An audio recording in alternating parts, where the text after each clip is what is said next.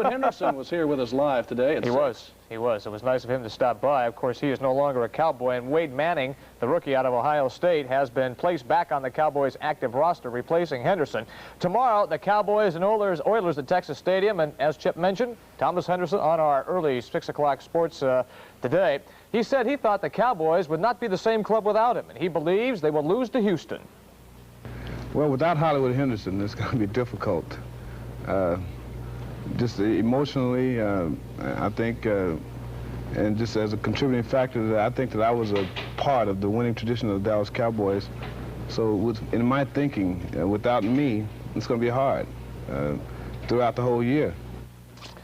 By the way, Henderson will be on the Tomorrow Show tonight. He will be on the Charlie Rose Show here on Channel 5 at 11 o'clock tomorrow morning. In the meantime, the Oilers believe they're the best team in Texas. In fact, word from Houston tonight has all of the television and radio sportscasters picking the Oilers by 10 points over Dallas. But the players are more cautious, evidenced by Ken Burrow. This is the way we're going to look at it, as another game in the National Football League, because normally we don't play Dallas during the regular season. So now we are playing them during the regular season, and it is a special day, which is Thanksgiving. So basically everybody in the world will be watching, but that's not the most important thing. The most important thing that we play the type ball that we can play. Regardless of whether it's the Dallas Cowboys or anybody else, Thanksgiving or anything else, we'll play that type of football. So we'll go there full steam. By the way, Channel 5 will carry the Oilers and Cowboys tomorrow afternoon, and I'll be at Texas Stadium at 2 o'clock for a live half-hour report on the contest. On the ground, the flashing feet of Tony Dorsett will carry the Cowboy load. Earl Campbell and his powerful Pistons will provide Houston with their spark. Both teams feature rock-ribbed defenses. Holding forward on Houston's right side is all-pro linebacker Robert Brazile. But for Dallas, the familiar face of number 56, Thomas Hollywood Henderson, will be missing from the lineup. We'll have more on that later. Cowboy and Oiler fans have been pointing towards this Lone Star Showdown for quite some time, so hang on to your hats. It's Dallas versus Houston. We'll have that and a lot more today on NFL 79.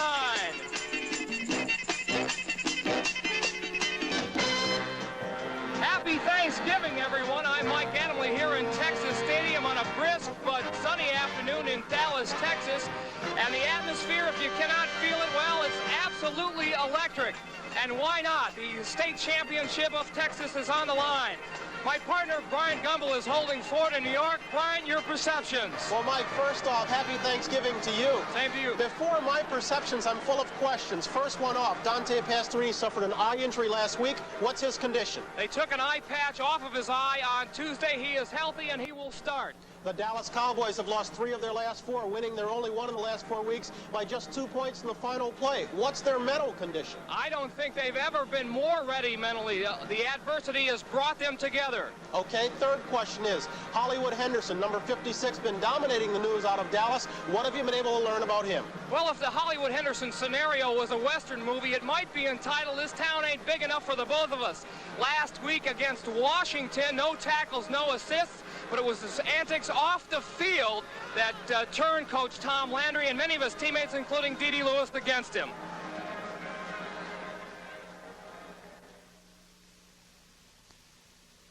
Well, D.D. Lewis is a very prejudiced individual, and he's a no-talent linebacker.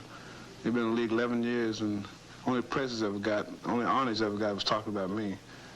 So somebody that little doesn't bother me. We were in Washington. Nobody liked us up there. All the fans, we were getting beat. We needed everybody on the side pulling together, helping the guys that are on the field. I didn't feel that from Thomas. I think that he didn't feel anything at all up there. Cliff Harris played football good years ago. I'm just saying that people talk about me need to sit back and evaluate themselves. Quit trying to point a finger and say he was our problem. The demands you were talking about that Coach Landry made on you, you described them as unique. Were you treated different than other Cowboy players, do you believe? Well, I think that I had to do the same thing everybody else did, but under the watchful eye. What did you mean when you said that the Cowboys organization has a tradition of doing this sort of thing? If you don't believe me, you can ask Dwayne Thomas, Gene Fugate, or Bob Hayes. Or Craig Morton, Montgomery, Pete Gent. I mean, it's traditional. No player plays forever, and there's always a point in his career, like Golden Richard, you get traded, Like Doug Dennison, you get cut. Like Todd Christensen, you get cut. You work hard in the off season. So you never know what you have to do to be a Dallas Cowboy. With Thomas Hollywood Henderson out of the lineup, Mike Hegman will get a start against the Oilers today. In his day, Bob Hayes was an all-pro. Now number 22 is a man behind bars. A look at his life as it is today when we come back. Me as a Dallas Cowboys hero, past and present. Bob Hayes as pass receiver, Bob Hayes as prisoner. Perhaps because we like to remember our heroes without the human imperfections, the story of Bob Hayes is a particularly difficult one to retell. Thanksgiving's the time of year when you kind of gather the family around the dining room table and count your blessings. But at this prison in Midway, Texas, there'll be no family gatherings. There are 2,000 inmates in there. One of them is number 290273. Does it ring a bell? How about number 22, formerly of the Dallas Cowboys, Bob Hayes? In 1964 at the Tokyo Olympics, Bob Hayes set a world's record in the 100 meters to become the world's fastest human. 1 year later, he made the All-Pro team as a rookie for the Dallas Cowboys, 1,000 yards and receptions, 12 TDs. For 10 years, Bob Hayes terrorized NFL defensive backs. He retired in 1974. In 1979, he was sentenced to 5 years in prison for selling illegal drugs to an undercover narcotics agent. It's the all-too-familiar story of the rise and the fall of a professional athlete. Basically, you're living a real good life. You know, you got a lot of money in your pocket. You got a lot of money in the bank. You know, you're living in the best of hotels. You're eating the best of food. You know, and then all of a sudden, you know, you can't eat that food. You can't go and take a shower and throw the towel on the floor if you like. You can't get on an airplane and ride first class around the country. It's a completely different turnaround for me. Now, you know, everything that I do basically is supervision over me. Folks that are looking at me, of course, that I got to play a very vital part because these teenagers, everything I do around here, they got their eyes on me. And, you know, it's very difficult. Once you're free, you're freedom to do what you like. But here, you know, you got to be very particular. Bob Hayes revolutionized the game of pro football with blazing speed. The legs that carried him 100 meters to Olympic glory earned him the nickname Bullet Bob Hayes in football. Instead of medals, the rewards were touchdowns. In 10 years, 76 of them. Hayes' impact on pro football sent scouts hurrying to track meets, and while sprinters like Henry Carr, Jim Hines, Frank Budd, and Earl McCullough all played professionally, they could not measure up to Bullet Bob's success. He went on to become the leading scorer and receiver in Dallas history. Number 22 helped Dallas win their first Super Bowl and put a rare smile on the face of Coach Tom Landry. When the Cowboys celebrated their 20th anniversary earlier this season, Hayes was granted permission to attend. It was a special privilege, one he does not often ask for. But I have not asked for any special treatments. You know, I'm a big boy. I'm grown, and I can handle the situation, and that I wouldn't want any. This is a lesson for me, and that I have adjusted to it, and I'm just deep down, I'm very satisfied the way I have reacted and how I have adjusted to society. Hayes was one of the most popular and well-liked Cowboys. His conduct was beyond reproach. Thus, the announcement of his arrest stunned the organization, especially Tom Landry. I was really disappointed. I was really kind of shocked that he would let himself fall into a situation which is obviously you could have prevented very easily. Bobby Hayes, as long as he was in our organization, there was no reason to ever believe that he would ever come across the law at any time because he was a fine person. I believe there's always a silver lining in every cloud, and that I believe I can come out and handle it. I paid the price of what have happened, and you know, you just can't continue to, you know, to stick someone in the back because they made a mistake. No one is perfect. I feel that I get a better reaction out there now than I did before. I tell you, I'm just as popular with something negative that have happened to me than I were when it was all positive. It's very difficult when you have been idolized, you know, like Bobby Hayes has, as a track man, as a football player, and then all of a sudden you're an ex-con, which is not really something that is easy to handle. I believe that Bobby will come through on the thing because I think he'll have a lot of friends that will help him, you know, to get over those hurdles that he's going to have to face when he comes out. And we just all wish him the best, really. Bob Hayes can file for parole in February, but there's no guarantee that it'll be granted. In any event, once he gets out, the road back to society is a long run. But then long runs are one thing Bob always did best.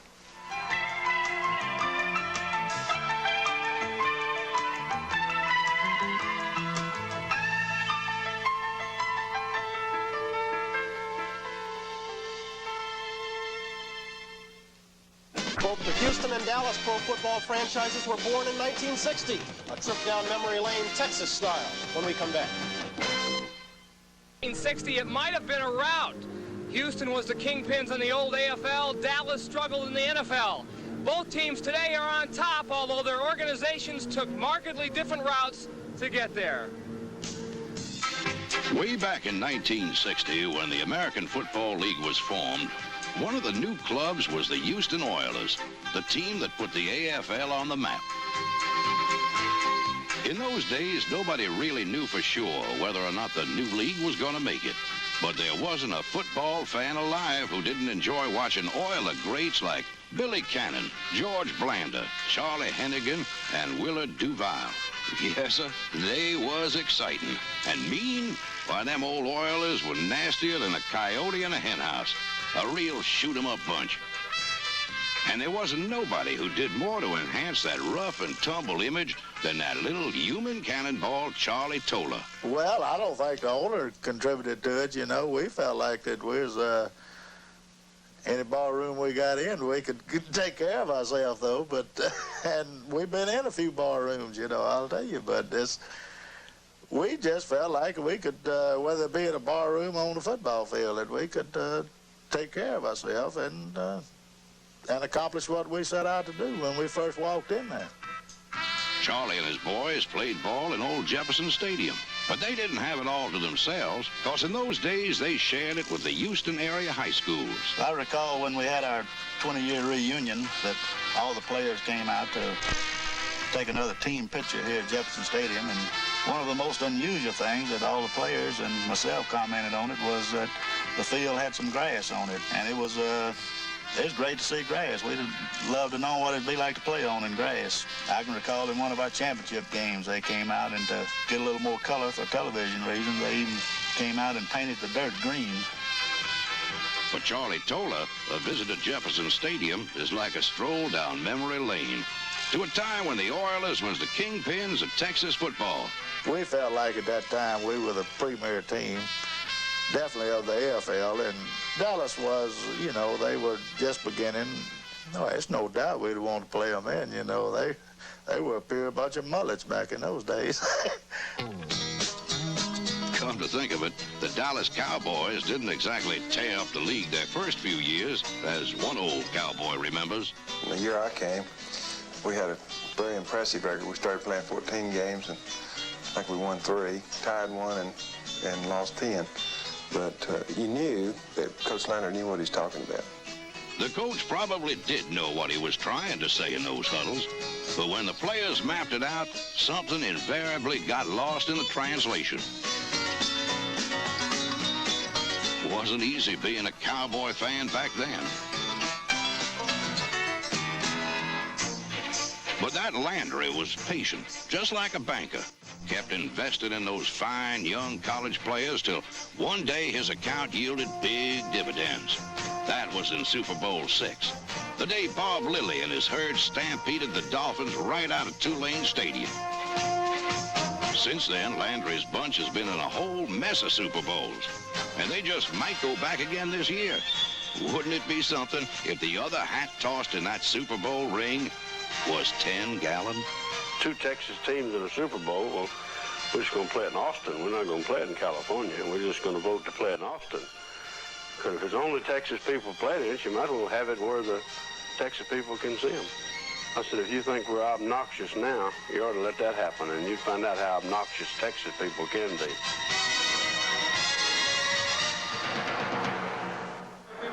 I think Bum Phillips is right. Some Texans might be tough to live with if it was a Houston-Dallas Super Bowl. But, Michael, I get the feeling down there that the players considered this day a Super Bowl. No question about it. You know, all week long, the nation has been questioning Dallas's character. This afternoon will be a real gut check for the Cowboys, and I think they'll respond. Okay, Michael, thank you very much. Enjoy the game. Mike and I will be back with you at halftime and after the game, but it's that time again. Time for us to step aside and give way to two other gentlemen in Texas, Dick Enberg and Merlin Olsen. Happy Thanksgiving, gents.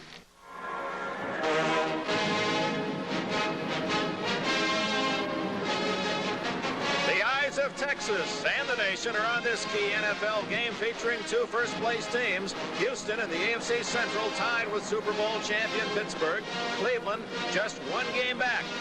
Host Dallas, after two straight defeats, finds itself in a three-way tie for first with the Redskins and the Eagles. So plenty at stake today at Irving, Texas Stadium. Hello, everyone. Dick Enberg with Merlin Olsen, and a happy Thanksgiving to you. A day of tradition and sentiment and warmth and family, and all of things apply to this game today. It's a game of emotion, and perhaps these two teams as high as they'll be all season long. A lot of emotion in the locker room, but still time for the players on both teams, a number of them, to say, be sure and wish my family or my mom and dad a happy Thanksgiving. They didn't forget the families, and they want some turkey saved, by the way, too, if you could do that. But tremendous emotion, Dick. This is a natural AFC-NFC rivalry. There's part of that, then the Houston-Dallas rivalry, the Texas championship. You have the build from that.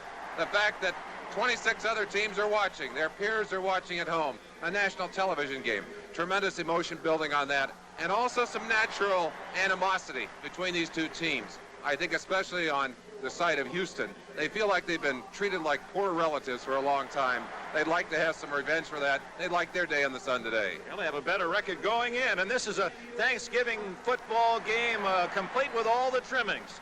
And in one area, well, some of the very best morsels that you'd want to sample. Running back, number 34, Earl Campbell, to lead the Houston Oilers. NFL's top rusher last year. The big guy from Texas, the power to run over people, the speed and agility to get around them and break the long gainer. Earl Campbell is not the only great runner on this field. Tony Dorsett only needs 91 yards to become the second back in the history of the NFL ever to top 1,000 yards in his first 3 years. He'll not run over you, but he will run away from you, and he's tough to catch. And at quarterback for the Houston Oilers, Dan Pastorini, hit in the eye in the game Sunday against Cincinnati. Although it looks ugly, he's going to be all right. They say he's throwing the football better than he has since this summer. That complements the running game of Campbell. On the other side, Roger Staubach, 37 years old, can still hurt you almost as much running as he can throwing the football. Great mobility and a great quarterback.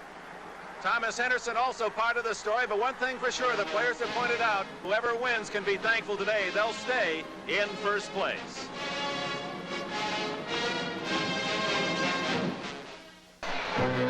It's been termed a desperate Dallas against a confident Houston.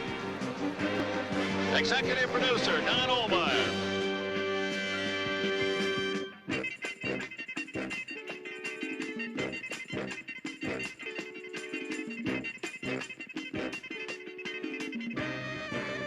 Today from Texas Stadium in Irving, Texas, it's the Houston Oilers against the Dallas Cowboys.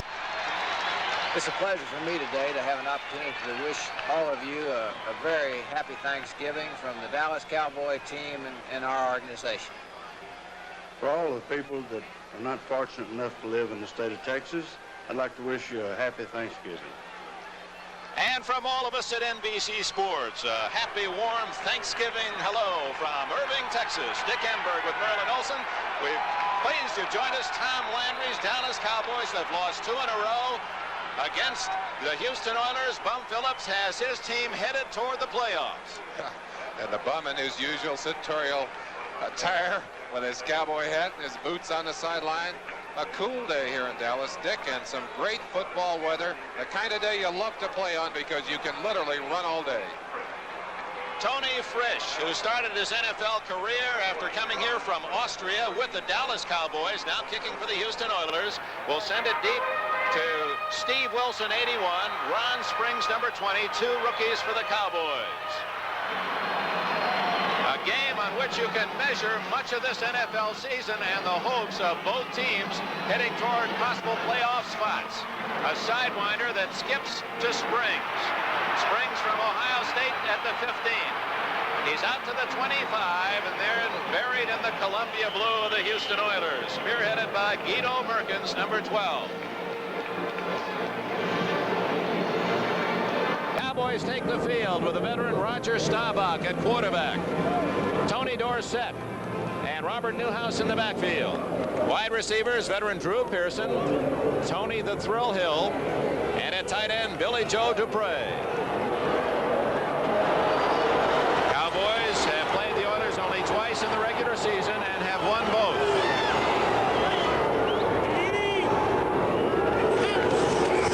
Staubach throws on first down. He hits Pearson. Tackled immediately at the 31. It's a gain of 5. J.C. Wilson, left corner, made the hit for the Oilers. Let's check that Dallas offensive line. Pat Donovan at left tackle. Herb Scott, left guard. Robert Shaw, the rookie, is at center. Could be a key position for Dallas today. Tom Rafferty at right guard. And the veteran Big Cat Rayfield Wright starting at right tackle for Jim Cooper. 2nd and 5 for Staubach, the number 1 passer in the National Football League on the rating system. On 2nd and 5, it's Dorsett. Fine move by Dorsett, using his speed to drive near a first down across the 35. Greg Stemrick finally corralled him. You talked about that key matchup in there between Shaw and Culp. Culp gets around nicely, but watch him here as he misses a tackle. What should have been an easy tackle on Tony Dorsett. Dorsett makes the most of it. Number 33 breaks away for the first down, or what appears to be first down yardage. We'll have our first official measurement of the day, and while they measure for a Dallas first down or not, let's check the defensive alignment for the Oilers. It is not a first down, 3rd and inches. The Oilers set up defensively in that 3-4 front. With Andy Doris at left end, Curly Culp at the nose guard, and Elvin Bethea at right end. 4 linebackers, Ted Washington, Greg Bingham, rookie Darrell Hunt, and Robert Brazil. J.C. Wilson at one corner, Greg Stemrick at the other, and the safeties for the Oilers, Vernon Perry. And the man who leads the NFL in interceptions, Mike Reinfeldt. He has 12 in the first 12 games. That 12 is one more than the entire Dallas team with 11. An amazing stat for that young man. 3rd and less than a yard at the 35. Jay Soldi in motion. Newhouse has running room. 40. And he's all the way to the 44. A gain of 9. First down, Dallas. Robert Newhouse, the 3rd Cowboy to rush for more than 4,000 yards in a career. Some concern here in Dallas about the output of that fullback position. Newhouse has been injured during part of this year. He's splitting time with Scott Laidlaw. You just saw Laidlaw coming into the game, running the plays in from the sideline. If Dallas can run the football, and they've started out running well, they can give Houston all they want today, Dick. Merlin, we referred to Dallas as being a desperate team. That seems strange for Club 8-4, but they've really had their problems of late, and there's much concern in the camp of Dallas. Staubach to throw. Going deep. Drew Pearson is open. Touchdown.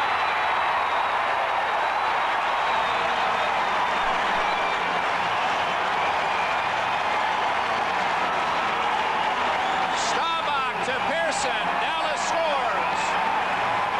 There is no more beautiful play in all of football than the long bomb.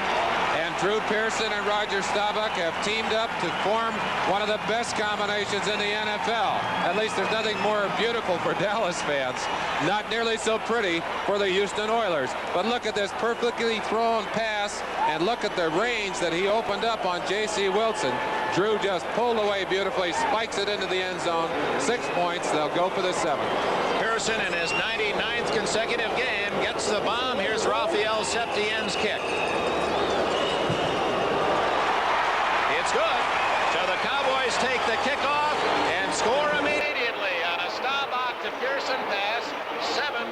Dallas. Quick look at Drew Pearson.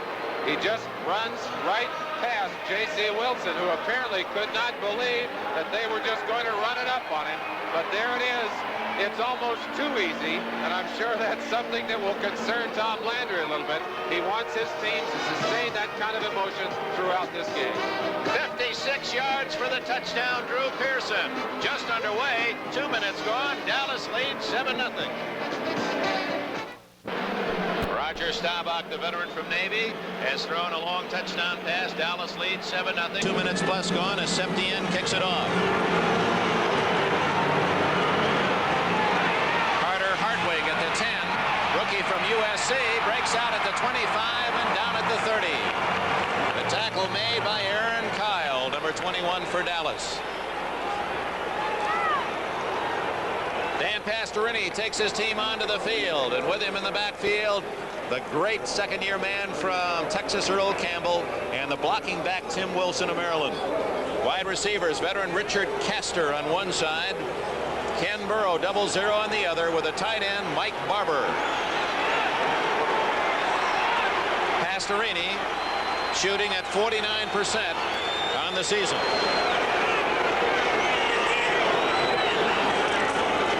Earl Campbell slips at the 33. It'll be 2nd and 7. And had he stayed on his feet, there was just one man to run over, and you know Big Earl can do that. Offensive line blocking for Pastorini and Campbell. Left to right along that front, Leon Gray, the former Patriot, at left tackle. Conway Heyman at left guard. The veteran center is Carl Mock.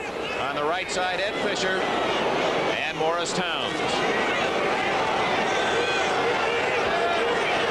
Second down, call it a short 7. Pastorini's first throw complete to the tight end Barber, rocketed out of bounds at the 38-yard line, short of a first down. Randy Hughes came over from his safety spot to make the hit. Third down and about 1.5 yards for Houston. John Dutton makes his first start as a from Baltimore, now with Dallas. Larry Cole moves inside at left tackle. Larry Bethea at right tackle.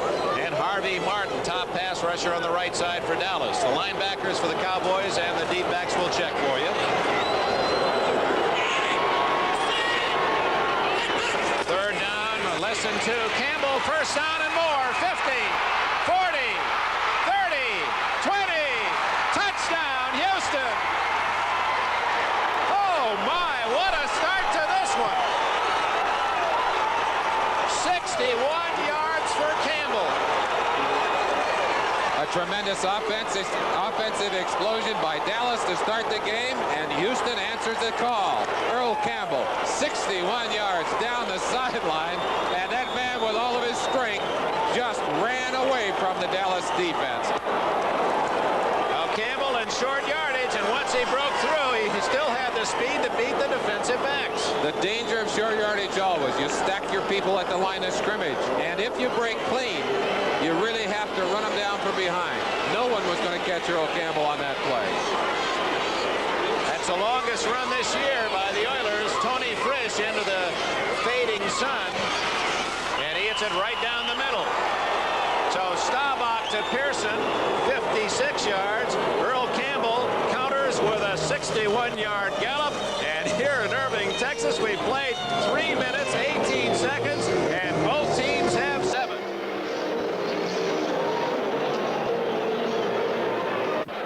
So an electrical start here on this Thanksgiving Day in the Dallas area. Tony Frisch. Cowboys at the other end are Steve Wilson, Ron Springs, Earl Campbell. What a player. Deep to Springs, short hops it, picks it at the 6.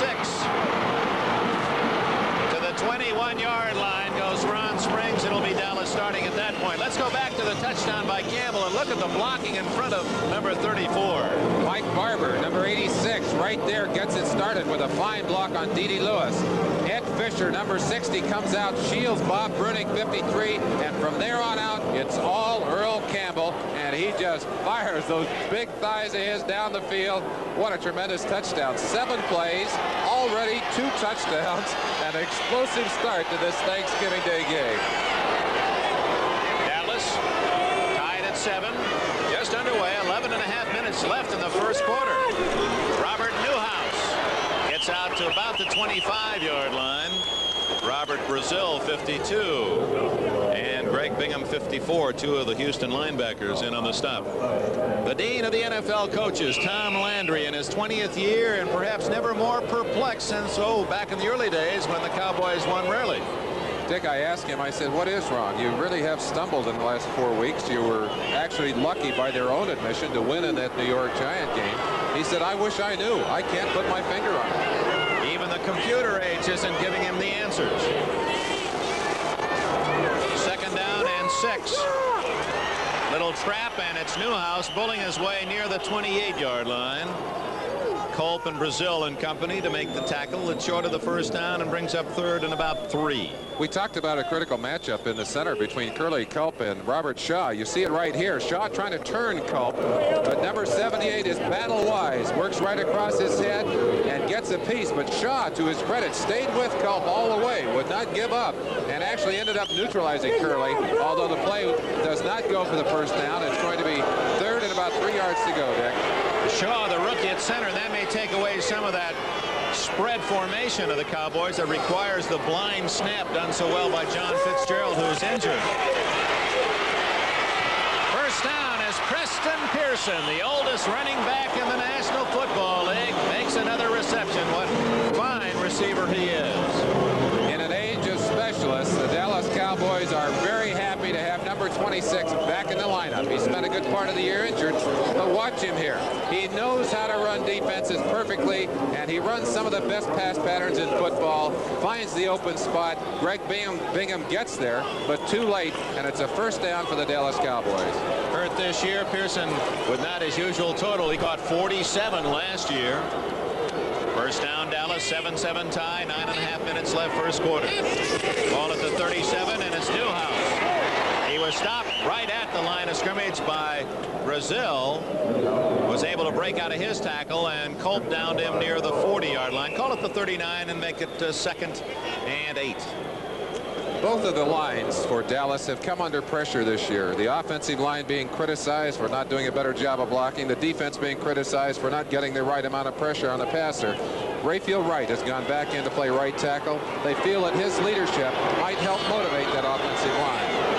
Hill is to the left. Drew Pearson to the right. Newhouse and Dorsett behind Staubach.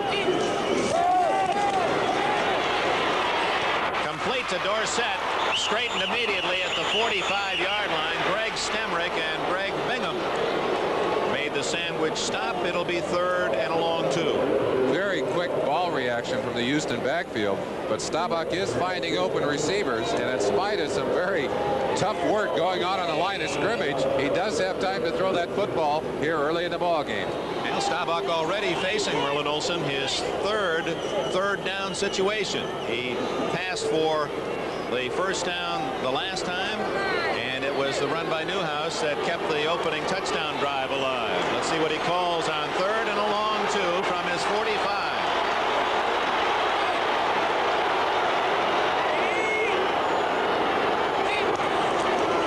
Play action.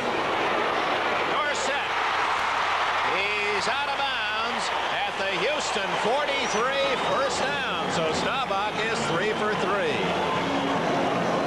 Staubach using Dorsett more and more as a receiver and trying to get the football into the hands of his best runner in the open field. Dorsett does an excellent job on this play, finding himself open, but good blocking to free up Roger to get in time for to throw that football. Look how open Dorsett is. Turns up the sideline, does make the first down. They're in Oiler territory at the 43, 44-yard line, 1st and 10. Play action really froze the line. They did not know where the ball was, as you saw in that replay. Pearson in motion. Delay handoff, and Newhouse even with the confusion in the backfield, gets a couple of yards down to the Houston 41. And Staubach, as he walks back toward the huddle, head down thinking that one over. That's not exactly how it was drawn up.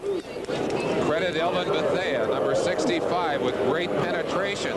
Watch him coming in from the left side of your picture. He forces his man so deep that he puts the guard right into Newhouse. Actually knocked the guard down. That's what caused the confusion. Just a good defensive play. Newhouse does a fine job of getting back beyond the line of scrimmage. Actually picks up 3 yards on the play. Second down and 7. Both wide receivers to the right.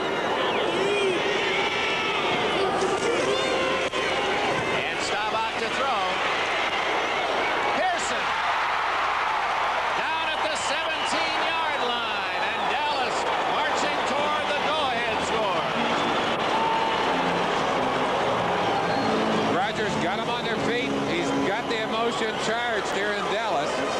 Tom Landry said what we need is a good win. We need an explosive performance to get back on track. Staubach is doing what he can. Boy, you can't throw that ball any more perfectly. Greg Bingham had his hands up, just missed his finger.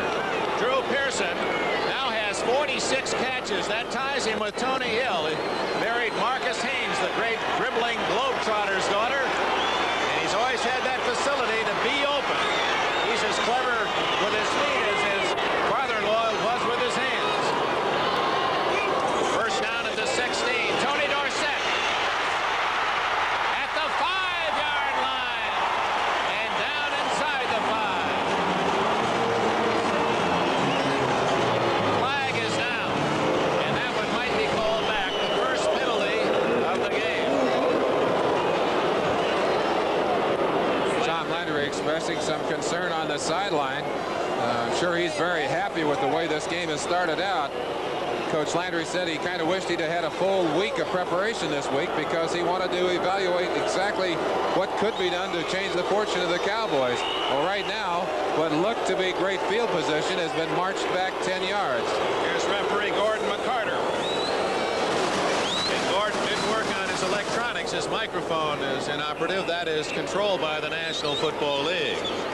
He was calling a holding penalty, however, and of course the ball moves back to the 25-yard line. Instead of having the ball inside the 5, Staubach's going to have to work to get it into scoring territory. Pass situation, but they're not in the shotgun, and that may be because of the injury to Fitzgerald with the rookie Shaw over the ball. Up the middle, Dorsett, and he gets about 4 to the 21-yard line. That did not fool the Oilers. Having John Fitzgerald, their regular center, out of the lineup does put them at a disadvantage. Not only are they having to play a rookie at a critical position against Curly Culp, who's one of the toughest nosemen in the league, but also you just can't afford to make a mistake out of that spread formation. Staubach is back, and in one earlier game when Shaw got in, snapped the ball over his head, ended up in a touchdown for the other team. They certainly would not like to have that happen here. Shaw was the Cowboys' #1 draft pick this year out of Tennessee. Second down, 15.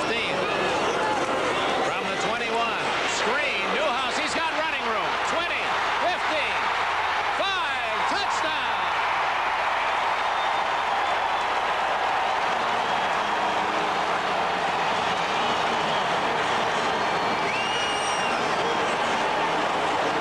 Oh, was that beautifully executed? Not only beautifully executed, but they caught the Houston Oilers in exactly the wrong defense. It's a blitz by both outside linebackers, which takes away the opportunity to react quickly to this screen. And Newhouse sees the opening, takes it, makes a last cut there. That field looks a little slippery, but it didn't get him over, didn't get him down. He gets into the end zone. Raphael Septien in to try and make it 14-7, and wow, what fireworks here in Dallas. 21 yards, Newhouse untouched for the score. Septien out of White's hold. And Dallas has 7 more. Just under 6 minutes remaining in the first quarter. We had 3 touchdowns already. Dallas 14, Houston 7.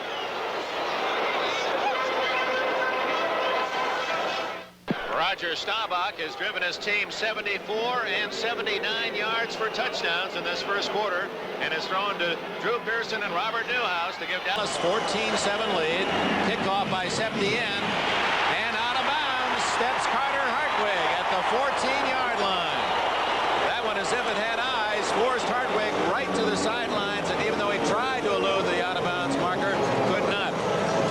check the defense.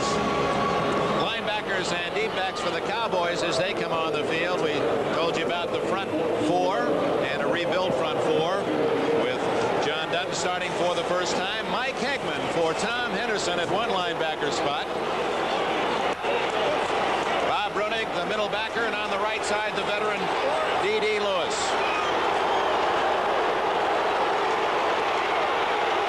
Richard Castor slotted left. Kenborough wide left. First down at the 14. Campbell hit in the backfield, breaks a tackle, and vaults out to the 21-yard line. Randy Hughes finally downed him. A gain of 7 for Campbell. Mike Heckman certainly must feel a great deal of pressure out on that field today, Dick. As you said, he is taking Henderson's place, and I'm sure a lot of attention focused on him. Right here, the attention is focused on him by number 86, Mike Barber, who does just a fine job of sealing him off to the inside. And I'm sure that's not the way he pictured starting this second series. Barber, we caught him throwing 2 outstanding blocks already on that right side, the tight end Barber. They're glad to have him back in the lineup after hurting a knee earlier in the year. 2nd and 3, and this time it's Campbell burrowing out near the 24-yard line. It'll be very close to a first down. John Dutton, an All-American at Nebraska and an All-Pro at Baltimore, made the tackle. Defensive backs for the Dallas Cowboys, the men in the silver helmets and the blue stars, are featured this way. Benny Barnes at the left corner, and Aaron Kyle from Wyoming on the right side. The safeties, Randy Hughes and Cliff Harris, the veteran Harris, All-Pro 4 times. Cliffy Harris playing hurt too, has got a problem with an arch, as a number of players are this late in the season. In fact, we've got a lot of them out there operating without totally being in control of those knees and elbows and arms and so forth. Talked about Mike Barber. He still has some instability in that knee. Cliffy Harris, a courageous football player, does not want to come out of that lineup. First down, Houston at the 24. 14-7 Dallas. Wilson in motion, play action. Pastorini's first throw, he's in trouble and throws it away. It was nearest to Earl Campbell, but that was just a matter of Pastorini unloading. John Dutton and Larry Bethea putting the pressure on Pastorini. Dick, you talked about the rebuilt front line. Right here, they get good pressure on Pastorini as Dutton breaks through, and you see him just necktying there along with Bethea, who's gotten pressure. But certainly one of the things that had to concern Tom Landry is that Dallas has not been able to put the kind of pressure on opposing quarterbacks that they wanted. Putting Dutton into the lineup, he's an excellent pass rusher, and also giving Cole a chance to move to his natural position at tackle may give them that added pressure. Barber, the tight end, splits right.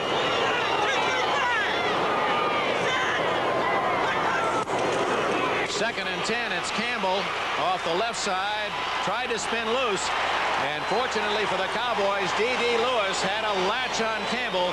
Had he not been able to keep him there, Campbell had clear sailing to the outside. He just about got away. D.D. Lewis did get a hold of him, but man, Campbell, even with the force of that hit, literally was just pulling away, and it just took a tremendous amount of determination from D.D. By the way, he's one of the Cowboys that Tom Landry says has had the best year of any of his defenders, along with Randy White, and they'll miss him in that lineup today. Randy's out with a foot injury. And D.D. Lewis, one of those that he would not miss, Thomas Henderson. That's Rob Carpenter short of the first down. He was nailed around the neck at the 34, and it appears to be just short of the first down. A flag goes down, and Carpenter may pick up a penalty for spiking the ball in anger at himself, I'm sure. He thought he had first down yardage and slipped.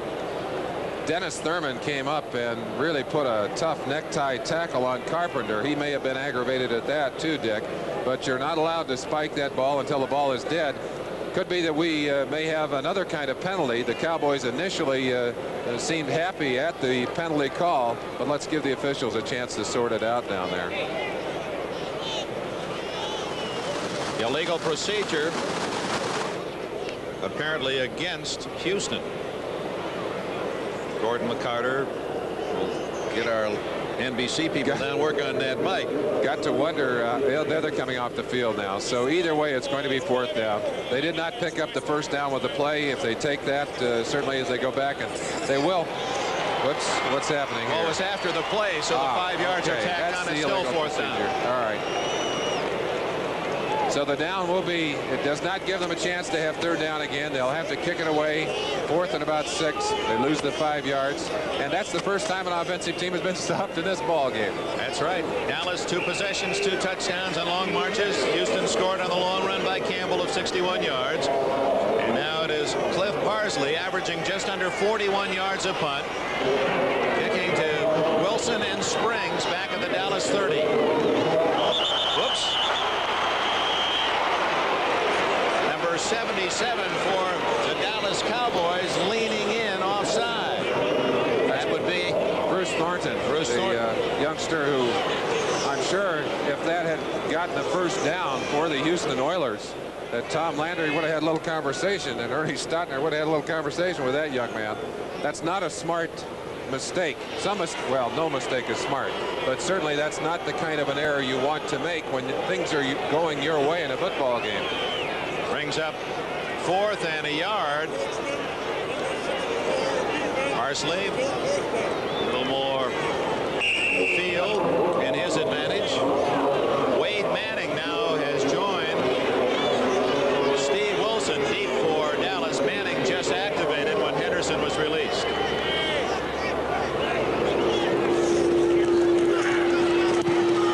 Beautiful kick. Steve Wilson out to the 30 and brings it back to the 33-yard line. So Dallas has the ball again. 3:35 remaining in the first quarter at Irving, Texas. Beautiful Texas Stadium, where the Cowboys on this Thanksgiving lead the Oilers 14-7. 3:35 left in the first quarter, 14-7 Dallas. Let's see, normally about this time I'd be getting into a little of the dressing and cranberries. I hope they'll save some for us, Dick, but certainly we're getting our share of treats on the field today with an explosive start by both these teams. Pressure shifting now to the Houston Oilers defensive team. They'd like to stop Dallas, get another chance at that football. Right now the Cowboys would like to keep going with their offensive surge. Staubach has moved very effectively. First 2 possessions to 2 touchdowns, long drives. He starts from the 33. Dorsett fumbles, and Houston has recovered. It appeared to be Darrell Hunt, the rookie from Oklahoma, falling on the loose ball. A flag is down, but I think that's against Dallas for illegal motion. Dick, when I talked to Tom Landry earlier, and he said he couldn't put his finger on why his team has had trouble. He said, I do know one thing. The normal plays that have been big plays for us just aren't falling together, and we have made critical mistakes. Now, here is one of those critical mistakes. Dorsett, who's made a couple of big plays, bumps into the quarterback Staubach right there. The ball popped loose. Just a very simple situation of handing that football off, and bam, turnover. Houston has an opportunity. Big play by the defense. Ball at the 32. Pastorini to Campbell. Campbell wrestled down at the 30, and a flag is down as well. Going back to that turnover quickly, in the last 4 games plus this one, Dallas has gotten the ball once and have given it up 11 times. You can't survive on that kind of ratio. Not that kind of turnovers. We have a flag on the field. They're going to call Mo Towns for holding. So Houston has also had some critical mistakes during the year. In fact, during the early part of the season, we're plagued by, there's our turnover table, Dick. In the last 4 games, the thing you talked about, 10 Dallas turnovers, and they've only taken the ball away once. Now it's a -9. Now it's 11-1. Talking about now the Houston Oilers problem, earlier in the year they had more holding penalties than they knew what to do with. Stopped all kinds of drives for them, and right now they've just been assessed 10 yards. What looked to be a perfect opportunity to get back into this ballgame, tie it up, has not been erased, but Pastorini's going to have to work harder at it. First down 20 at the Dallas 42. 3.5 minutes left first quarter. Mike Renfro, 82, is in for the first time. Screen to Burrow. Didn't work. Number 25, Aaron Kyle, made the tackle, but it was Harvey Martin that spoiled the play. Great pursuit from the inside. And if you want to watch Harvey Martin get out there to the inside. Now, on the outside, Kyle had taken the outside position away from Burrow. He couldn't go to the outside. Martin took away the inside position. I have to tell you, we said, could you take off the hat, Harvey? He said, this is the way I look all the time. So we let him wear it. When you're that size, Dick, you can look any way you want to look. Doggone betcha. Second down, 20 from the 42. Pastorini going long, and Burrow is open. But the ball hits Kyle in the back. Incomplete. Now, Renfro is arguing that Kyle had his hand in Burrow's face. That is illegal. You can be facing the receiver and not the ball, but you can't wave your hand in the eligible receiver's face. Well, he didn't wave his hand, and that saved him a penalty right here because he had completely lost Ken Burrow. Watch Burrow turn him around here. Kyle is driving right here. He does not know where that football is. Gets his hands up, and whoa. I think you might be able to say he was waving, or would you say he was just trying to get his balance? Well, the key, though, Merlin, is that Pastorini had a man wide open and didn't throw it long enough. Pastorini has had arm trouble, and even though he is throwing much, much better, he is still not getting the kind of fire on that ball that he's capable of. Third and 20, 3 wide receivers in. Pastorini in trouble, and a flag is down. So is Pastorini, and a little late hit by David Stoll, 65 in there for the pass rush. It appeared to be holding against Dallas, and the defense celebrates. Holding against Houston. Obviously, you don't take the penalty back there. You've already lost the yardage. Pastorini suffers from a lack of mobility. He took so many shots early in his career. In fact, I can remember when he could run as well as any quarterback around. But as he's just been beaten down and those legs have been torn up over a period of time, he does not move around well back there. And that hurts his performance as a quarterback. Houston recovered Dorsett's fumble at the 32.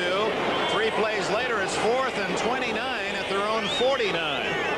Parsley to kick. Beautiful high spiral. Wilson at the 10. Cut down at the 11, and a flag is down as well. We had a clip. Richard Ellender, number 85, made the tackle, even though he was clipped as he made the hit. 41-yard kick by the Oilers. This telecast presented by authority of the National Football League, intended for the private use of our audience. Any rebroadcast or other use of this telecast without the express written consent of the Dallas Cowboys and the National Football League is prohibited. Certainly so far in this ball game, we would have to say that the Dallas Cowboys have responded to the challenge that Tom Landry laid out for them. They had a defensive meeting earlier in the week, too, called by the veteran players, not attended by the coaches. Talked to D.D. Lewis before the game, and he said we had to sort some things out for ourselves. We knew that we were not playing as well as we were capable of playing. Right now, the Dallas defense is playing as well as the Dallas offense, which is awfully well early in this ball game. Your comment about Henderson, does that help the Cowboys or does it hurt them today? I think emotionally it may have brought them together. I think it may have brought them together, and I can't help but feel that maybe that was one of the things that motivated Tom Landry to make his decision. First down at the 6 for Dallas, leading 14-7. Staubach to Newhouse. Draws the crowd out around the 8-yard line. We get official word from the press area that the fumble was not charged to Dorsett, but to Roger Staubach. Staubach charged with the fumble, not Dorsett. Houston recovered, but couldn't do anything with it. Well, that was an indication, really, that Dorsett really didn't get a chance to take control of the football, which was proven by our pictures, as you saw the fumble just being bounced off of his body by Staubach. And again, some of the simplest things can go wrong in all of the wrong places for you. Staubach would like to get this one out of his own territory, give himself some room if he can. Staubach has been perfect so far. From his own end zone, he's in trouble. Gets it away. Complete to Cosby to the 15-yard line, just short of the first down. Doug Cosby, rookie from Santa Clara, same school that produced Dan Pastorini.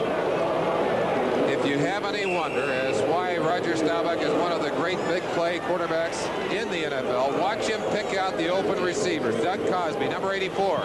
Cosby just goes down, hooks up in the zone there. Staubach found time to throw that football. We're going to go behind the quarterback, give you a look down in the pits.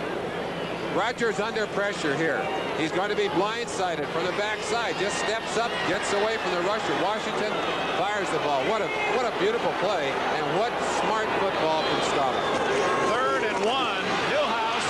First down and more. Flag is down. Newhouse all the way to the 41-yard line. And his own version of the straight arm on the way. But it may be called back. We'll see. It's offside or no, that's just a resting position. Holding. You had to wonder how that play opened up so widely to the outside. Somebody just flat got tackled in there, Dick. So a 27-yard run by Newhouse called back. That was not unlike Campbell's run for a touchdown once he got in the open. I wonder if Tom Landry's ever worn a cowboy hat like the one that Bum Phillips has on. That looks like the hat you wore, the one that Bum has on with a little rattlesnake band on it. You're going to wear that hat for us at halftime? Your hat? I may put it on, you bet. If you're doing a game between Houston and Dallas on Thanksgiving Day, you ought to wear a cowboy hat. Where's your cowboy hat, Dick? Well, I was just wondering. No wonder that my Daniel Boone hat didn't work. Ball is marked back to the 12-yard line to match the number on the quarterback's back. 3rd down, 8. Pearson to the left. Hill to the right. Both of them have 46 catches this year. Billy Joe Dupre also to the left, and Preston Pearson a triple left. First time out of the spread, and Staubach going to run it. Not quite to a first down. He had to get across the 15, and the Cowboys almost knew that's where they had to build a wall to stop him. Well, and they knew exactly, the defenders knew exactly where that first down line was. They just built the line across and saved it right down in the pits with Roger Staubach. Watch the pressure coming at him now. Sees the opening right there and quickly reacts to it, runs, hoping for the first down, but he's smart enough to know that when you can't get the first down, don't get hurt. Don't get banged up. Danny White kicks it away, drives it deep. Richard Ellender at the 43. He's at the 50. Flags are down, and Ellender is finally dragged down by Brinson at the 40-yard line. But it appears Houston an illegal block to free their return man. And what a shame. The finger was pointed at number 36, Carter Hartwig, and his block was actually away from the play, was not a necessary block. A fine return is going to be nullified by that penalty. There you see the signal from the official, an illegal block thrown. Well, that's really a shame for Houston. They still get the ball, though, in excellent field position, but not nearly as good as it would have been. We hope you'll join Merlin, myself. We have different assignments on Sports World this Saturday. An excellent show. We'll be in Los Angeles. Linda Fratiani, Ty Babylonia, Randy Gardner, JoJo Starbuck, some of the outstanding figure skaters in the United States and the world in star skates. Merlin from Leningrad will have the World Invitational Weightlifting Championships along with John Brody. Also the Legends of Bowling with Jay Randolph, all next Saturday on Sports World. Chance to see the new emerging Russian super heavyweight Sultan Rakhmonov on Saturday, Dick. He's an exciting performer. Pastorini on first down. Has a man open, can't hit Renfro at the 46-yard line. Benny Barnes, 31 on the coverage for the Cowboys. That's the kind of pass that literally disappeared from this Houston offense early in the year. Pastorini's arm was bothered so much that he couldn't throw anything that took a straight line throw like that sideline pattern. He has done better recently, though. And is it not for the fans at home to judge a quarterback as to whether he is healthy or whether his age is taking something out of the arm? Is the long out pass. If you can't throw that, that shortens the field, and usually is a demarcation. That out, in this case, Pastorini can throw it. Earlier, he could not. That's the first page of the last chapter. Nicely said. Incomplete to Burrow. Randy Hughes in front. Aaron Kyle behind on the coverage. Kenny Burrow, 0-0 from Texas Southern. Pastorini and Burrow have worked well many times over the years, and Pastorini not too happy because he felt that that one could have been caught. The ball thrown very sharply to Burrow, who was coming out of traffic. It was not an easy catch, but one that Burrow normally would make. Burrow, who's recorded a song, the Super Bowl Itch, implying that the Oilers are about ready to a scratch and hope they come up with something big, and they're 9-3 here on Thanksgiving Day. On 3rd and 10, up the middle to the 41-yard line goes Rob Carpenter, short of the first down. And Dallas is going to get the ball back. Perhaps not until the second quarter. 9 seconds left in this first period. Cowboys cheer the defense.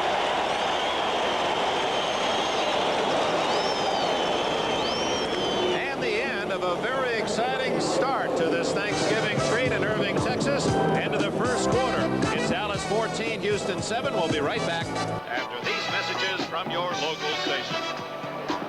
Texas State of the football, almost 2-1 in that first quarter, and they're about to get it from Cliff Parsley.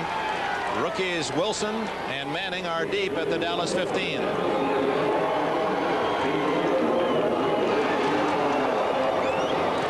Parsley's second punt, make it his third, and he's kicked well. Hangs this one toward Wilson at the 19, and he's run out of bounds at the 22-yard line. Well, there are many ways to inspire and motivate a team, and Tom Landry, not unlike most coaches, has his means and manners, one of which is the old sign system. And there's one of those you'll find in the dressing room of the Dallas Cowboys at their training camp.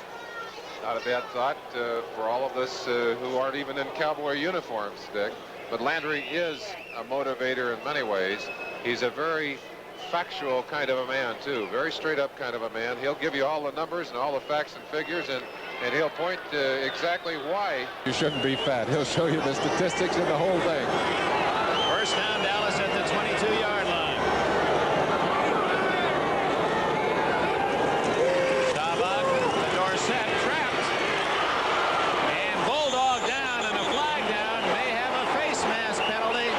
We do, and that's a shame because Robert Brazil had just made an outstanding play from his linebacking position.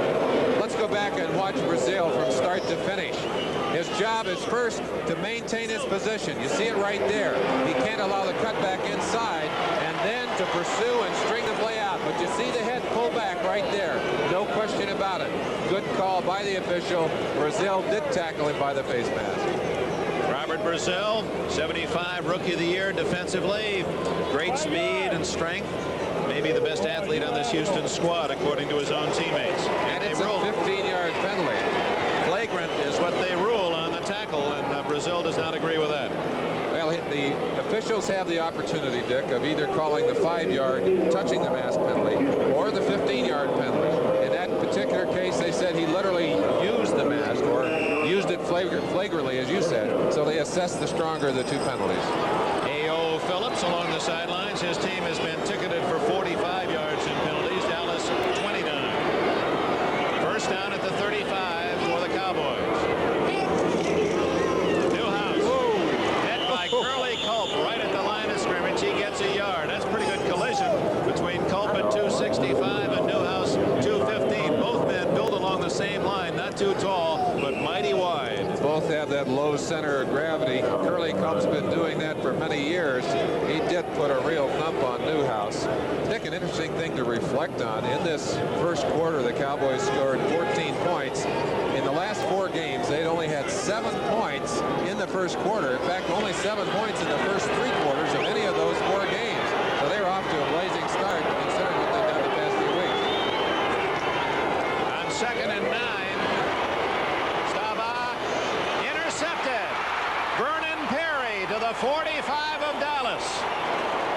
Perry, who was acquired by the Oilers from Montreal of the Canadian League after 3 years. He's from Jackson State, was picked by the Bears in '76, elected to go to Canada. And Staubach, who has been rarely intercepted this year, that's only his 9th, is picked off, and Houston. Third interception of the season has positioned the Oilers at the Dallas 44. I asked Vernon Perry what the big difference is between Canadian football and American football. He said the speed of the receivers, but his speed made the difference right there. Hill caught flat-footed. Perry stepped in front of him and took that football away from him. You know, that number 32 on his back and those long legs, he looks a little like O.J., doesn't he, the way he moves. Passerini at the 44 of Dallas. Campbell close to the 40-yard line. Took 4 Cowboys to bring him down, led by John Dutton, number 78. to the Cowboys for their #1 and their #2 draft picks. Next year, they go to Baltimore. He's had a tough time adjusting, not only because of the flex defense, but changing from the right end to the left end, Merlin. Most people would say, well, he's still playing defensive end, but shifting from the right side of the defensive line to the left side is like trying to comb your hair with the opposite hand or eat with the opposite hand. Everything you're used to doing is on that side, and it changes the whole thing. Second down, Campbell again. Oh, he's always fighting for that last inch. He'll be short of the first down, third down, and about 4. Bob Brunig from Arizona State, number 53, the middle backer for Dallas, made the tackle along with Larry Cole. Campbell's had a big first half, 86 yards already. Conceivably, at the end of today, could be the top rusher in the entire NFL. He leads the AFC by plenty. Larry Cole in on that last tackle. Happy to be back at that defensive tackle spot. He's much more comfortable there than a defensive end. It's closer to 3rd and 4. Pastorini going to throw. Over the middle, Burrow. That quick slant, and Burrow has it to the 14-yard line. Aaron Kyle made the tackle. Pastorini is mad at himself, though. If he had put that ball on the other shoulder of Burrow, and that's not good news, Burrow's still on the ground. Had he put that ball on the inside instead of the outside, Burrow would have had a touchdown. Here's that play again as Burrow on a quick pop over the middle was wide open. Pastorini gets time to throw the football. Ken Burrow just blazing across the middle, and you see it right there. Had to turn back, made a brilliant catch. Looked like he might have twisted his back a little bit. Time is out on the field. As they work on Burrow, we'll be back to see his condition. It's 14-7 Dallas at the 14 of Dallas, driving for a possible tying touchdown. It's 14-7 Dallas. Inside the 10-yard line, and every time you stop Campbell, you almost have to add at least 1 more yard because he just won't go down on that first contact. Tom Landry talked about Earl Campbell. He said, I have never seen a player willing to do so much, literally willing to do anything they ask of him. He not only runs the football, he blocks it. He'll line up anywhere you want him to line up. Great compliment from Landry to a very unselfish player, and I think underline the word unselfish. That's the secret to Campbell's success. Second down, a long 5. Pastorini pumps, in trouble, now throws it away. Boy, there wasn't a blue shirt close to that one. Larry Cole, 63, was hounding Pastorini as we pause now briefly for station identification from Irving, Texas. This is the NBC Television Network.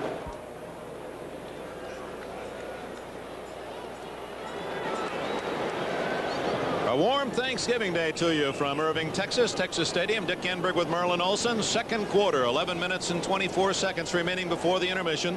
The Cowboys lead the Oilers 14-7 in this battle of 2 pro football this year giants in the state of Texas.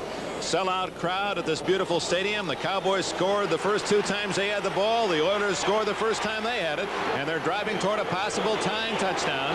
Third down and 6 at the 10-yard line. It is Castor. Touchdown. No, he's out of bounds. No score. He did not get both feet down. Pastorini upset by that. Felt that the ball could have been caught inside. The field goal team coming onto the field. Watch it right here. You'll see Castor coming into your screen, number 88 right there. Watch to see if he does in fact. No. A good call by the official. He had room. I don't think he knew exactly where he was. And that's a good receiver must know where he is on that field. An error by Castor, and it cost him 7 points. 16 for 18 is Tony Frisch. 28-yard attempt. And the ex-Cowboy hits another. He may be the most consistent, most reliable field goal kicker of this entire NFL. He has 3 more. 11:16 left in the first half here in Irving, Texas. The Cowboy lead is shaved to 4. Ken Burrow still in some pain on the sidelines, a bruised back, but they say he will return to action. It's 14-10, Dallas leading Houston. Tony Frisch, after the 27-yard field goal, kicks it away and hits it well. Wilson at the 8, 15, 25, and out to the 28-yard line. Tony Frisch with a field goal and the kickoff, and Tony has really boiled things down rather simply. His role as a National Football League place kicker is simple as 1, 2, 3. As kicker, you have 3 rules to survive. Number 1, listen to the whistle. Number 2, keep your mouth shut. And number 3, keep kicking between the uprights. He's a delightful elf from Vienna. He said that Tom Landry and Tex Schramm came over to Vienna to see him as a soccer player, a pro soccer player, and they said, you kick this ball. He said, this funny ball, you want me to kick that? Are you pulling my leg? He does kick that funny ball, and he does a great job of it.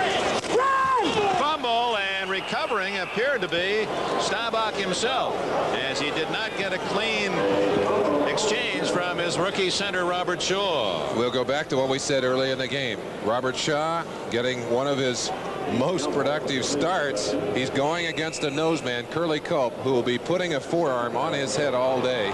And one of the things that does is forces you to think about that snap. Now, Roger doesn't want to have to think about that snap. He'd like to have it be automatic. But when you've got somebody beating on you and you haven't had that much experience, you can have problems getting that ball to your quarterback. Staubach has thrown 9 times. Not a ball has hit the ground. 8 complete, 1 intercepted. Dorsett is intercepted by a couple of Oilers at the 30-yard line. Ted Thompson, number 51, in the game, made that tackle. Dick, along with the good news that Ken Burrow is not hurt seriously, we did see Mike Barber limp off the field earlier, and if his knee is injured again, that certainly would not be good news. You see Burrow there, he's still having trouble with his back and apparently having some pain. We would hope he would be all right, but if those two are down, that really puts the pressure on Pastorini, because they are 2 of his most productive receivers. 3rd and 8 for Dallas at the 30. Formation. Staubach complete. Jay Saldi at the 46-yard line. First down, Dallas.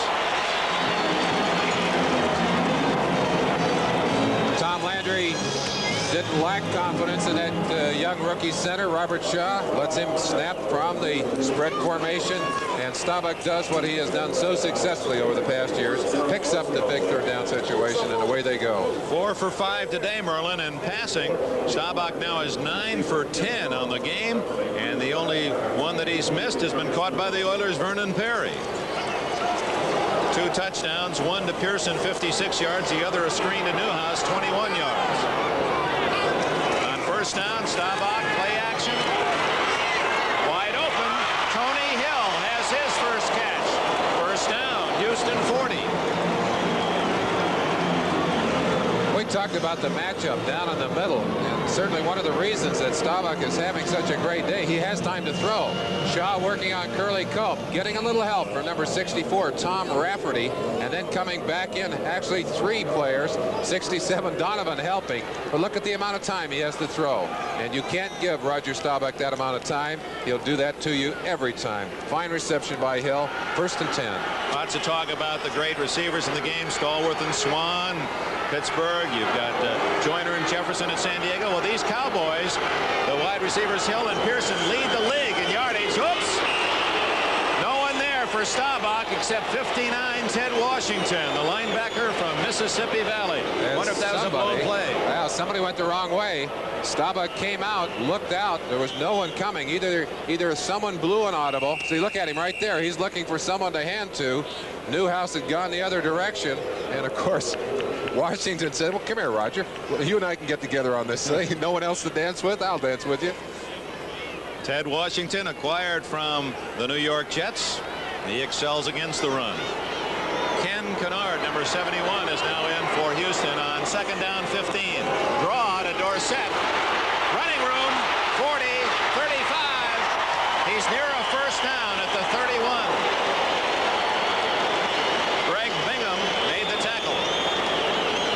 I think Greg Semrick just left part of his attire on the field as number 33, Tony Dorsett, just faked him right out of it.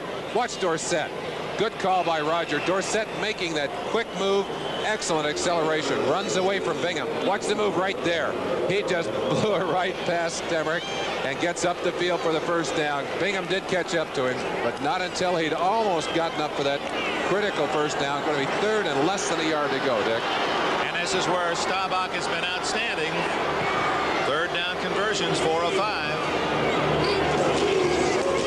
Dorsett, 30, 20, and a first down at the 17.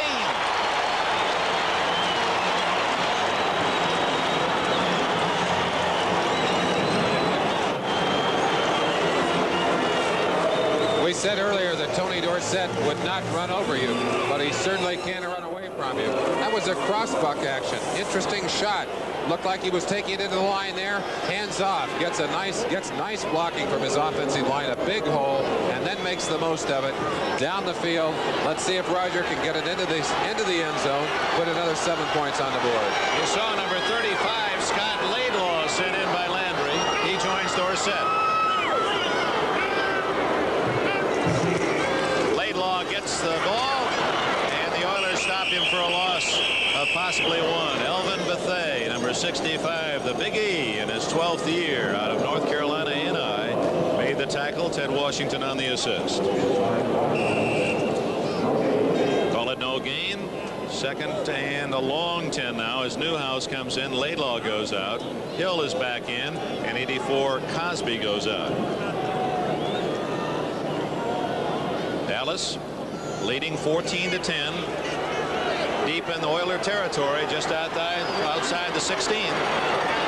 Both wide receivers to the left, Hill and Pearson. Play action. Newhouse. All the way down to the 1-yard line goes Robert Newhouse.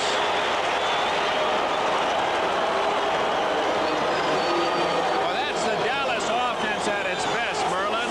They had white shirts going all over the field, and Staubach looking away all the time, and then finally flipped it to Newhouse. Well, one of the things you hate to see is someone break that open against you on defense. It's an isolation of a running back against the linebacker, 44 against 54, and that's the result right there. And tragically, we also have a couple of Houston players on the ground over there. Certainly one thing that neither team wants this late in the year, or ever wants really, is injuries. Number 37, their great safety, Mike Reinfeld. And as you said, Dick, he has been the mainstay of that defense all year, of that defensive backfield. They do not want to lose him. He has a distinction of being the only player that will ever go from his university to the NFL, the University of Wisconsin at Milwaukee, because they don't have a football program anymore. 6'2" and 195 and 12 interceptions this year. One thing we could say about working against the Dallas Cowboys on a short week, it is not easy. They run so many different formations at you, and their defense, the flex defense, is unique. You hate to have just a 2-day week, really, which is what the Oilers had to get ready for them. It does put the Oilers, I think, at a disadvantage. Remember, we asked Bum about that yesterday. He says, I don't mind the short week as long as I don't have a long day. Well, Roger'd like to give him a long day, as with the rest of these Cowboys. If they can score right here, they can put part of that long day together. At the 1-yard line. Newhouse doesn't quite get in. And the Oilers acting as though the ball was loose. Andy Doris, Robert Brazil, and others in on the tackle of Newhouse. I think Vern Holland just had a hold of Newhouse's head. Thought it was a football. That's an unfortunate error. Well, I'm sure Newhouse didn't like it. Some very good tackling down on the goal line. Newhouse has that great low center of gravity and powerful running thighs. He is a tough man to tackle at short yardage. Raphael Septien waiting for either a point after or a field goal. On second and goal, Dorsett, touchdown.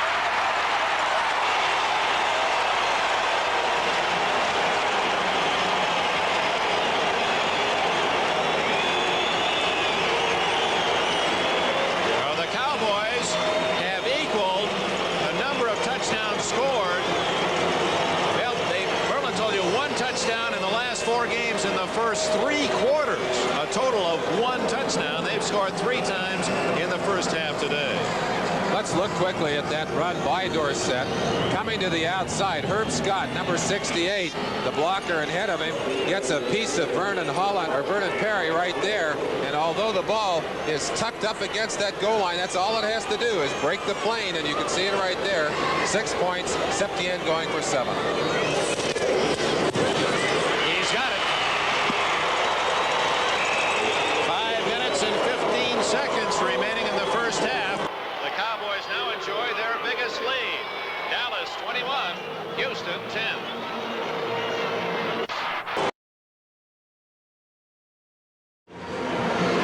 Kick by Septien. Hartwig fumbles. He's to the 10, has a little opening. And no, that's Ellender out to the 23-yard line. Richard Ellender to the 23. Raphael Septien, who is about to be married. There's his fiancée. And here's the ring. Now, she hasn't seen it. He said, I'll show you the ring I'm going to give her, but I don't want her to see it. And since she's here in the stadium today, he said, I'll let you folks at home appreciate it. He's going to be married on Saturday. As the Cowboys will have a well-earned 10-day rest after this one. 21-10, Cowboys. Pastorini to Campbell. Hit in the backfield. John Dutton.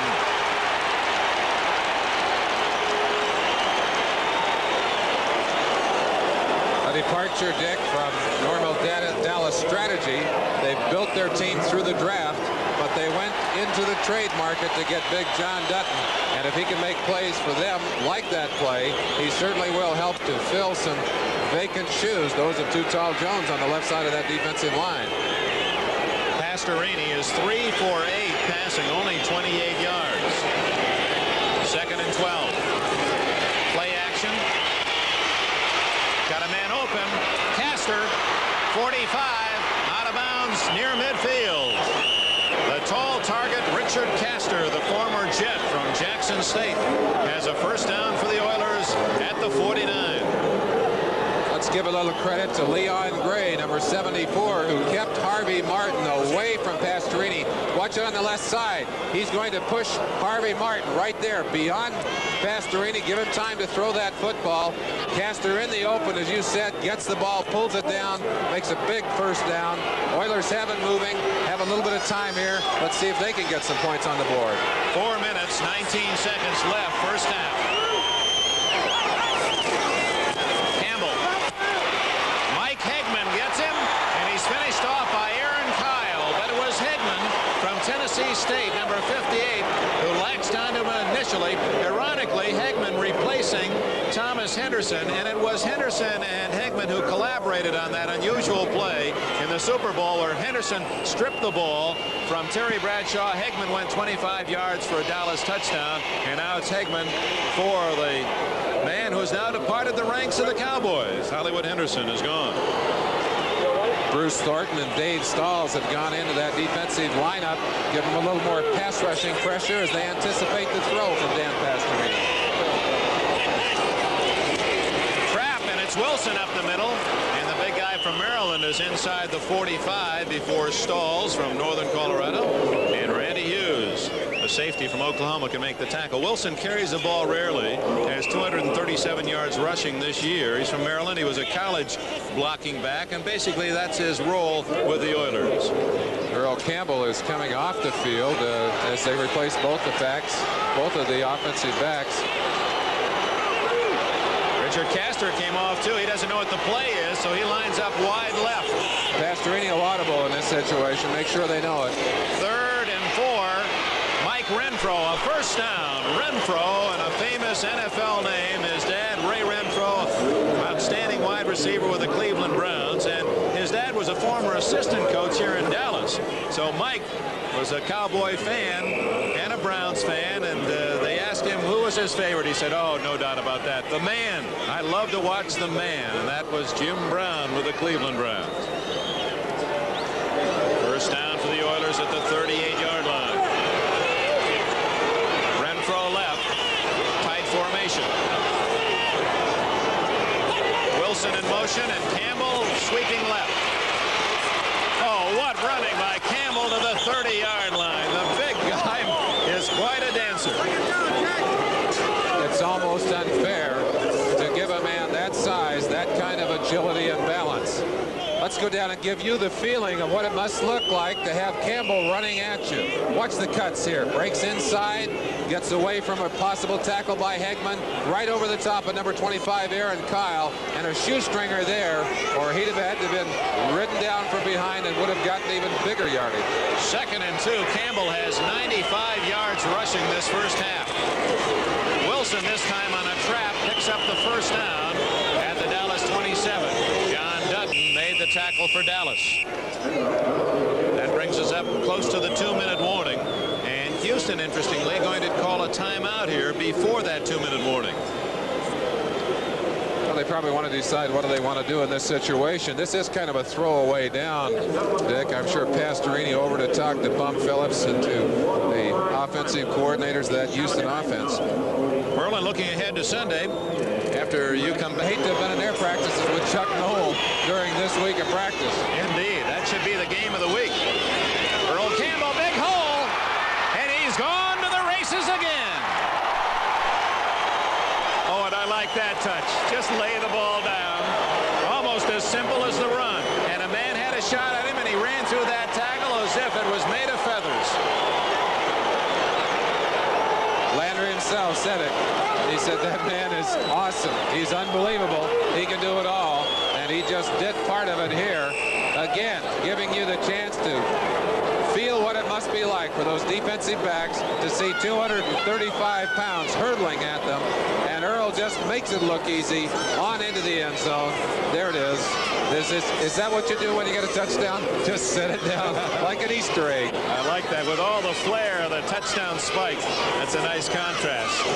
Frisch tacks on the extra point. And we've got a ball game that is squeezed into a 4-point lead for Dallas with 2 minutes exactly remaining in the first half. It's now the Cowboys 21 and Earl Campbell and the Oilers have 17.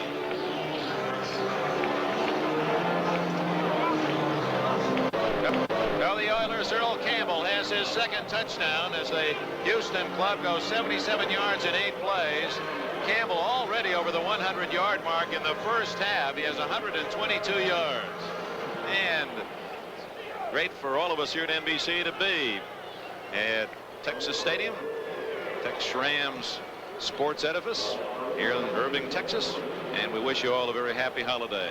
Hope along with the things that are happening around the world while you celebrate this day with your family that you think about how fortunate we are to be in this great country.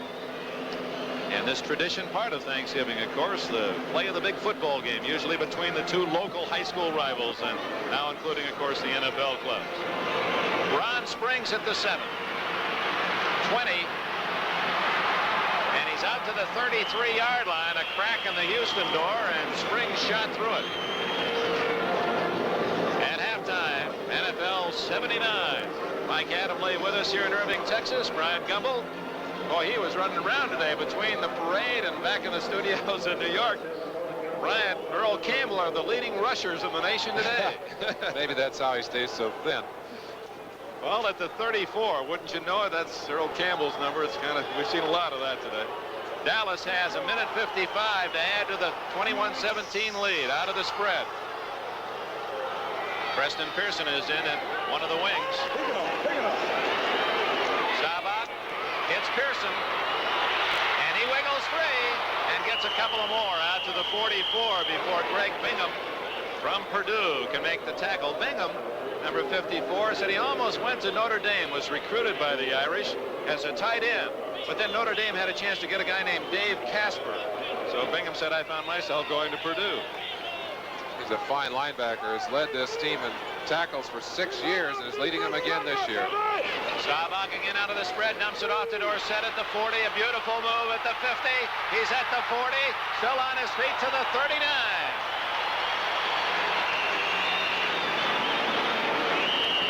First down, Dallas will use a timeout, their first, with a minute 15 left. Dick, I think since John Unitas left the game that my vote for the man who uses that clock as well as anyone in football has to go to Staubach. And he does it again here. Just dropping the football off from the spread formation to Tony Dorsett. He's got defenders spread all over the field. Gets it into the hands of the explosive Dorsett. And look at him. Goes past Ted Thompson, 51 right there. Works around. Actually doubled across. Almost got away that time until they finally got him on the ground. But he's got great field position. An opportunity here maybe to get another 3 or even 7 points on the board. His own man stopped him. I wonder if we have time to go back and see the start of that again. That first fake by Dorsett. I mean, he seemed to have full speed that was going to go to his right to the outside. And then that quick stop and almost in the same motion. He's so quick. Here, you'd like to have your best runner with the football in that much room. But right here, he's just going to put a little move right. Oh, you got it already. But there again, he's going to come back. Look how far he cuts. That's almost more than a 90-degree turn right there. And if his blocker had kept going, he might have gotten more yardage out of it. Actually, in slow motion, you don't quite appreciate how quick that first move was, but it is a first down at the 39. Again, out of the spread. A minute 15 seconds remaining. First half, Dallas leads by 4. Pearson wrapped up by Curly Cope. Cope stayed at home. There's the sagacity of a veteran defensive tackle. Didn't wander away and was in the right spot in the middle of that screen. I think a little good fortune. He got knocked down, got up, and found himself looking at Pearson, who had the football, tackled him. Well, that's big wise. Wise not to be knocked out. Certainly the right place at the right time. Whoa, first down. Oh, Johnny Hill juggling the ball, incomplete. Fans are booing on the far side, but you saw it clearly. Hill did not have control. Stops the clock with 46 seconds left in the half.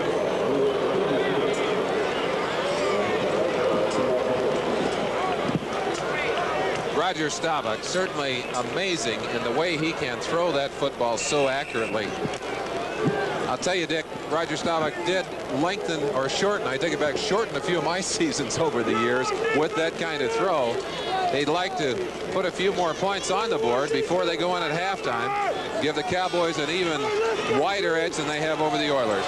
Roger owning an obvious advantage passing in this first half. Third down, 14. He's 5 for 6 third down conversions. Good protection. Saldi incomplete. Nice play by Vernon Perry, who is hawking the tight end across the middle of the field. And 69, Andy Doris was pressuring Roger Staubach. And that's a big play. Right there, they're trying to get the first down, trying to maintain and sustain the drive. Still had 41 seconds on the clock. The pass is on the money, and Saldi would have caught it. But watch the stripping action right there. Perry takes the arm, pulls it away. You can't catch that ball one-handed. Danny White, the punter, but also an excellent runner and passer, and the Oilers are not going to take any chances, and he does kick it. They let it bounce at the 5, and it's down by Aaron Mitchell, the rookie cornerback from Nevada, Las Vegas, at the 2-yard line. 30 seconds left. I don't think we'll see any wild antics from Houston. Probably content to go in with the score 21-17 and starting the drive on their own 4-yard line. Now they mark it at the 4. Roger Staubach, Dan Pastorini.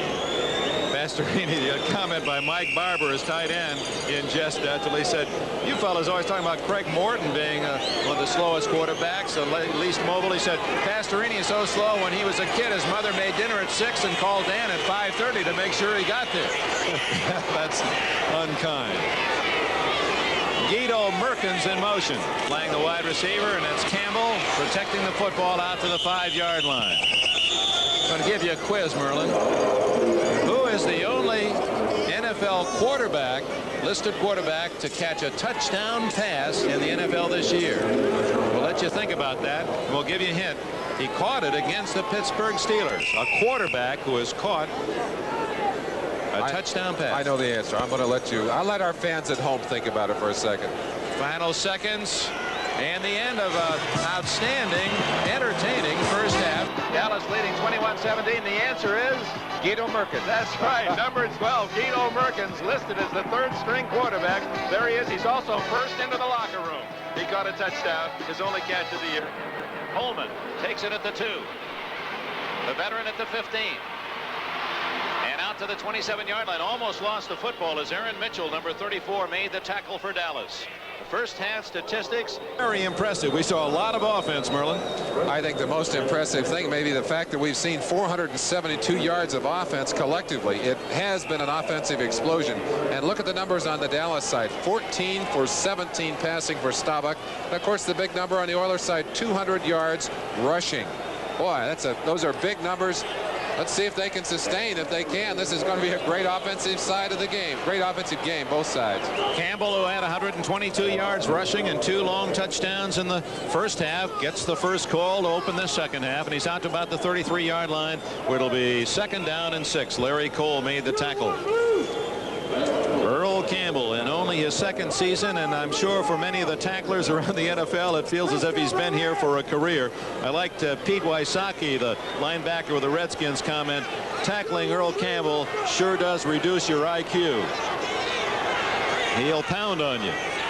Double wing. Campbell, the only man behind Pastorini, and he gets the ball and has the speed but can't outrun Kyle, who finally drags him down close to a first down at the 39. As impressive as Campbell is, he can't succeed without great blocking. We'd like to take you down into the pits to watch Leon Gray, number 74, who just blasted Harvey Martin, number 79, almost put him on his back on that last play. Look at it right here.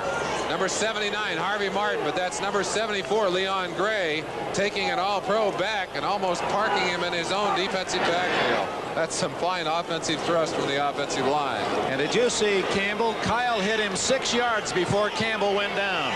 First down at the 40. Campbell again. He's got 5. He's got 8 more yards.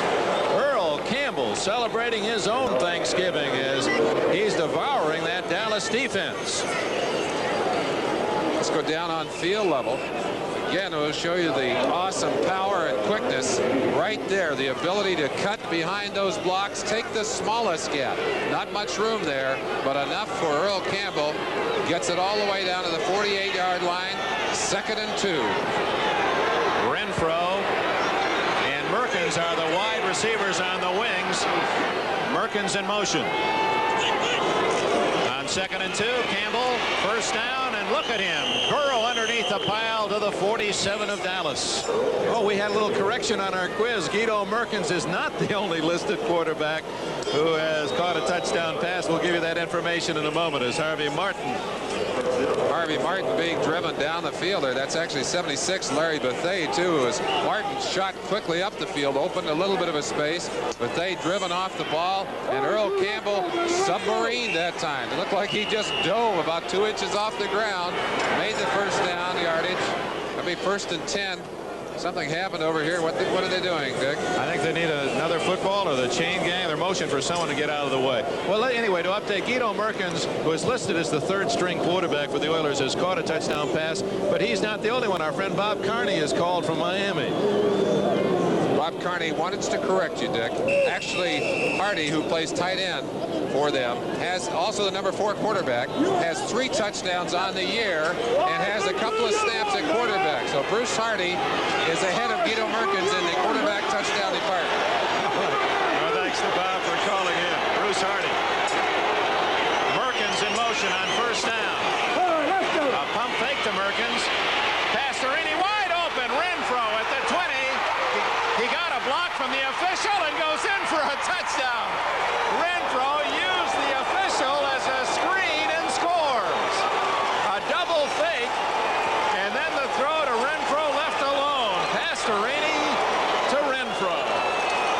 Well, we just got through talking about the great passing of Roger Staubach. Pastorini going to do some of his own right here. There's Renfro's father. Now Renfro, great all-pro. He must be standing and applauding the efforts of his son right there. And of course, Mike Barber also happy on that sideline. Bum Phillips. What a great play. That long pump fake froze that defensive secondary, gave him time to get that ball into an open Mike Barber, and he did the rest of it. Not Mike Barber, Renfro. Mike Renfro, Dad Ray Renfro looking on. Oh, he missed the extra point. The usually reliable Tony Frisch hits the upright, and that could change the complexion of the game. Let's see the touchdown again as Pastorini from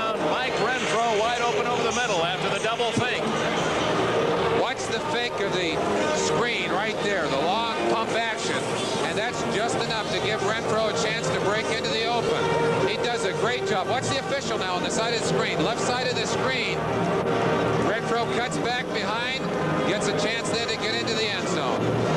Renfro again, as we isolate on him. Downfield, he gets Harris retreating. Harris lost the receiver. Simply lost him. He's going to be way off to the side. Renfro breaking in beside the official. Waltzes into the end zone all by himself. Mike Renfro, his first touchdown catch of the year. Pastorini had time to throw that. And again, it was the fake of what appeared to be a screen that set that play up. Beautiful play acting. But even the first fake to Campbell, the fact that Campbell, everyone is so cognizant of him, he faked to Campbell on the run, that did one job of raising. Then the fake to Merkins in the flat did another job, and then Renfro free over the middle. Well, I think Cliff Harris focused on what he thought was a screen out there, simply lost his man, had to drift back, and that set the play up for the Houston Oilers. Steve Olsen returns the kick out to the 28-yard line, and Dallas trailing 23-21 has the football for the first time in the second half, and we'll see just how important that missed extra point by Frisch happens to be. You see the feeling right there from Tony Fritsch. He's still upset. He doesn't miss many kicks, and he has the confidence of his teammates, but well, if they can continue to play the way they have offensively, that kick may not be important. Roger Staubach with a sensational first half. While the Cowboys have had their problems, you can't say that about Staubach. This is his best year in the eyes of many Dallas observers. He hits Pearson first down at the 41-yard line. No, out of bounds, he said. Oh, inbounds. As he waved the time out as Pearson left the field of play. Curly Culp on top of Staubach as he threw that football, actually delivered a blow to the top of Staubach's helmet. Lucky he didn't get called for a penalty. Houston Oilers needed only 5 plays to go the 71 yards and take the lead 23-21. Well, Dallas opened the first half with a big touchdown, and Houston answered. Houston's opened the second half with a big touchdown. Let's see if Dallas can answer. First down at the 41 for the Cowboys. Saldi, the tight end, in motion. It's Newhouse sweeping left and gains about 3 to the 44-yard line. Greg Bingham, 54, made the tackle. One of the officials knocked down the linesman on the near side. Newhouse, those huge thighs. He's built a lot like Earl Campbell. Robert, 5'10" and 215. He buys 36-inch waist pants because, and his waist is only 31, but he needs the 36 pants, and then he alters them so he can get his thighs through those leg spaces. This officiating business is getting kind of tough. Tony Kramer, one of the officials normally with this crew, is watching this game today as he was injured last week. One of the officials on the sideline apparently banged up a little bit. Bill Ross, the head linesman, giving him a drink of water down there and patting him on the back. You okay? All right, go back in the ball game. Quick look at the officials. Not so easy to try and stay out of the way, not to get caught. Staubach looking to the sideline, getting a few words of instruction there from Tom Landry, the offensive staff. Key to the officials is, Merlin, they're in a position where they can't always watch all the players. They're watching areas and don't always see men coming in on their blind side. Specific responsibilities, Dick, and they do it well. Have to commend them. They've done a good job of this game so far today. Second down, 7 out of the eye. Fake to Dorsett. Staubach driven down at the 37-yard line. It was whistled dead earlier, but an Oiler is injured on the play. The second sack of Staubach, and he exits. No, he's okay. Let's check the condition of Andy Doris, number 69. Andy Doris still on the ground. I think he'll be all right. May just have had the wind knocked out of him. But you saw Staubach take advantage of the Oiler blitz earlier in the game with a touchdown. On that particular play, the blitz came again. Staubach did not have an open receiver. Watch it here. 51, Ted Thompson, and 54, Bingham coming right here. That's Thompson, 51, breaking clean. Doris actually got hit by Elvin Bethea. Number 65 looked like Bethea, and wrapping around Staubach caught Doris in the stomach with his hand. Timeout while they attend to the injured Andy Doris. We have 10 minutes and 46 seconds left in the third quarter. Houston 23, Dallas 21, 10 minutes plus remaining in the third quarter. Cowboys on 3rd and 15 from their own 36. Out of the spread. They overload the right side. Now they balance it off. Staubach so good on 3rd down. He's got some running room. It's incomplete to Preston Pearson. And Staubach was not beyond the line of scrimmage, but very close to it. Greg Bingham on the coverage. Today's attendance, 65,068 tickets sold. Nearly 64,000 are here. 1,171 stayed home and had their dinner and watched us on NBC. Greg Bingham, number 54, absolutely doing a great job tracking Staubach to the sideline. Staubach knew he wasn't going to get away. Tried to get it to his favorite receiver in that situation, Preston Pearson. All to no avail. Danny White to kick it away. Had to punt only twice in the first half. Merkins is deep for Houston at the 25. High end of Ren Merkins, fair catch at the 35 of Houston.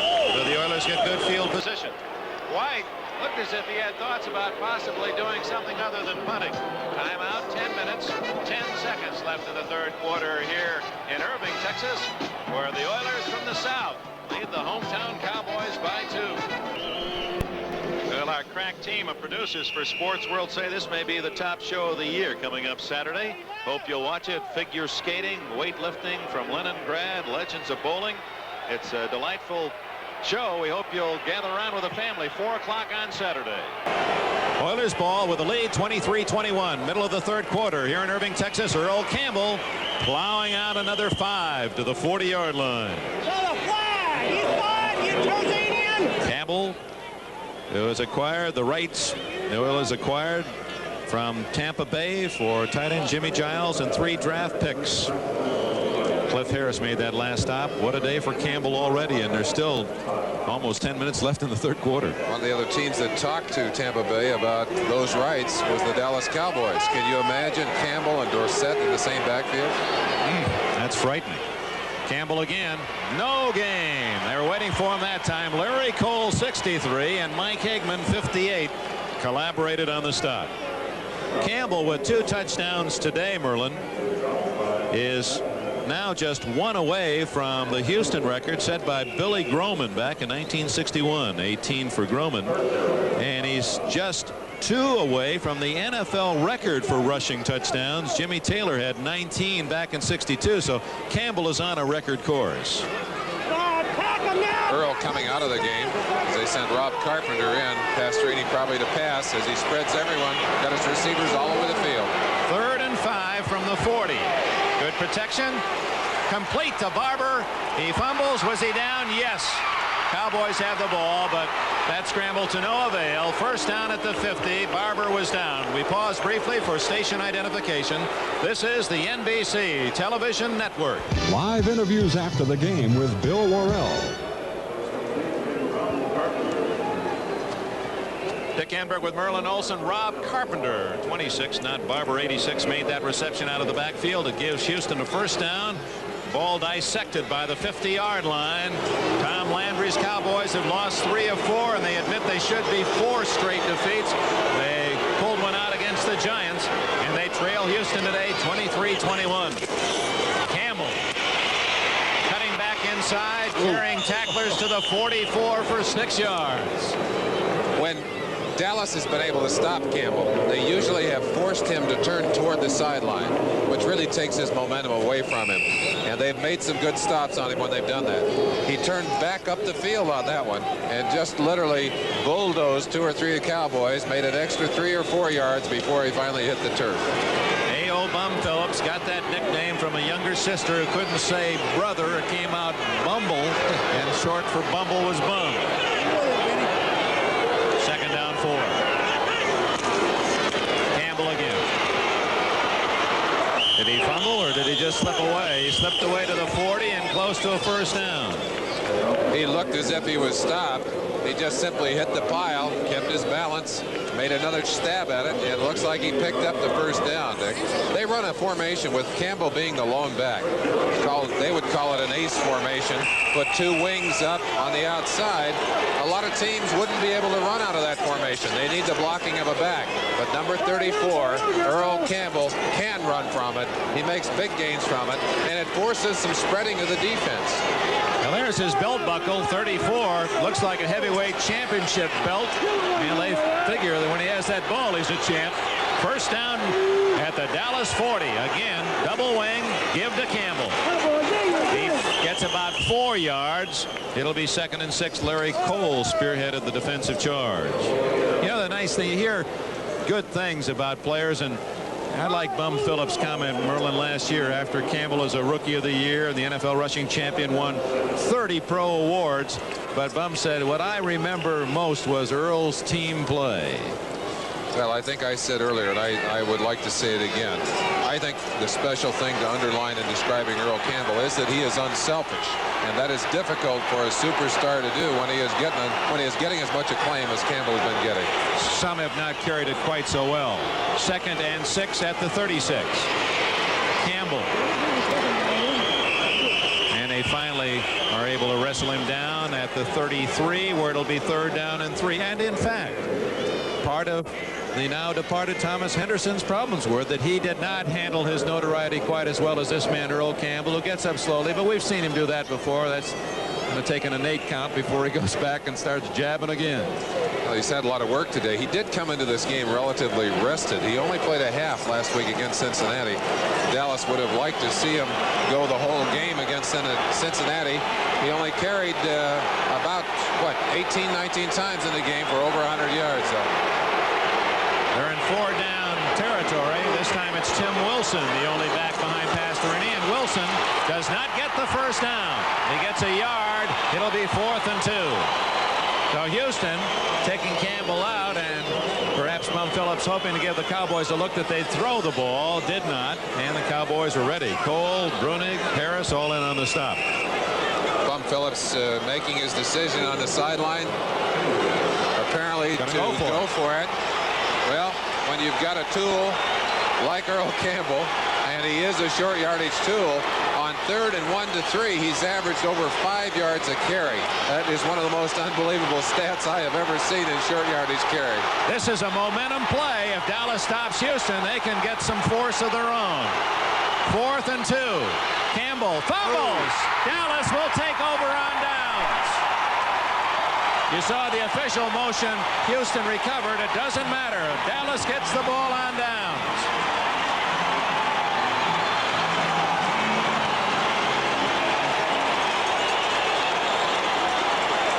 Strange, Dick, how football games can turn on little things. Except for 2 feet not coming down in the first half for Castor, the game would have been tied 21-21. Now it's Earl Campbell not quite getting a hold of the football as he started into the line. Didn't have any chance to go for the first down. As Campbell comes off, we're going to take a break. 4 minutes and 46 seconds remaining in the 3rd quarter. The Dallas Cowboys will have the football when we come back. Campbell, a little trouble with a handoff, does not get the first down, and Dallas will start from their own 34. Oilers 23, Dallas 21. Hi, I'm Dan Pastorini. There's a full schedule of football on NBC this weekend, and I'm particularly interested in the Pittsburgh-Cleveland game. Please be watching. Thank you, Dan. That, of course, will be at 12:30, NFL 79 this Sunday. The Browns and Steelers at Three Rivers. Merlin and I will be at Denver. The Broncos seek revenge against the Oakland Raiders. Cowboys 23-21. They trail the Oilers as Staubach takes over on his own 34. Pearson in motion to the inside, and Staubach going to throw. Secondary target is Billy Joe Dupre. He's at the 50 and all the way to the Oiler 47. They still can't get Dupre down. I'd like to talk about Billy Joe. He's not only an outstanding athlete from Michigan State, but he's a gentleman and he's a humanitarian, and in fact is one of the 5 finalists for the YMCA Brian Piccolo Humanitarian Award. And that indicates the kind of man he is. He goes off as you look at his shoes, and he has plenty of those in his locker. You'll see in just a moment. That is just the supply of one man, Billy Joe Dupre's shoes. There is his street shoes on the outside, the Alligators. A reverse to Pearson. 50, 45, 40. It gains 6 yards. I'd like to mention the other men who are finalists along with Dupre for that honor. David Winfield of the San Diego Padres, Archie Manning, the quarterback of the Saints, Austin Carr of the Cavaliers, and Greg Luzinski of the Phils, along with Dupre, are the finalists for that Piccolo Award. And on this day of Thanksgiving, where we take time to think about our families and people we care about and helping others, nice to note that the football athlete is involved in projects away from the field that are meaningful as well. 2nd and 4 at the 41 of Houston. Dorsett inside, then outside. Almost fumbled at the 39. The fumble occurred after the ball.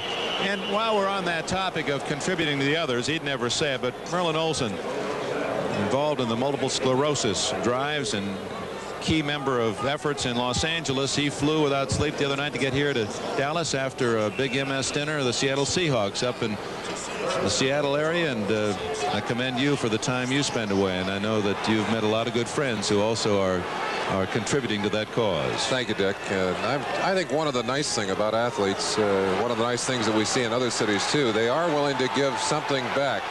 We do get so much from this great game, and I'm glad to see athletes all over the country welcoming an opportunity to give something back. 3rd down and 2, and Dorsett has a first down and more as he spins down to the Houston 27. Now the Cowboys trailing for the first time in the game, marching deep into Oiler territory. A first down at the 27. One of the things that the Cowboys have been concerned about, they feel that Dorsett has been too quick to take that outside move. You saw it on the play earlier when he broke to the outside. There apparently was a hole inside. Dorsett stopped for almost no gain. But you can see why he likes to do it here. I believe that play was designed to go outside. Dorsett just taking the quick dip, using his great speed to get out there.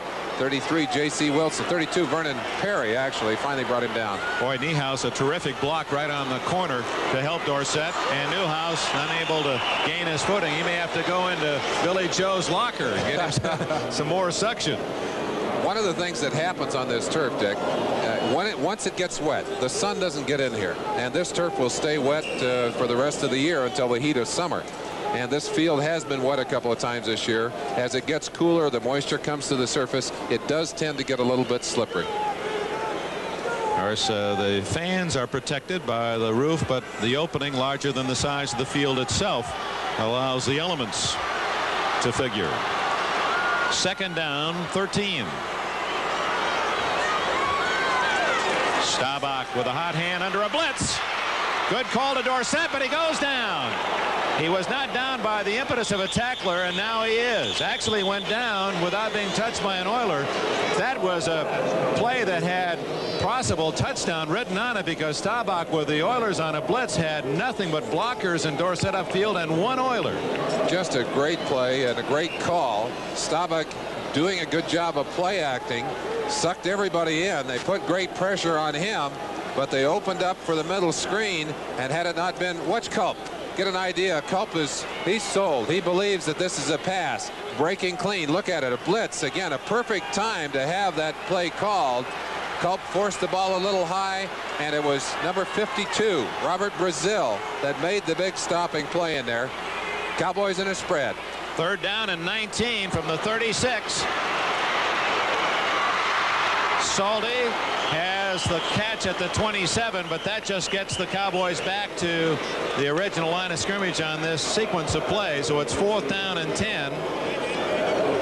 Dallas unable to convert on that 3rd down, so they're 6 of 10 for the day, and that is the end of the 3rd quarter. Now the drama begins to build here at Texas Stadium. 15 minutes to go between these two teams battling to stay in first place in their respective divisions. Houston 23, Dallas 21.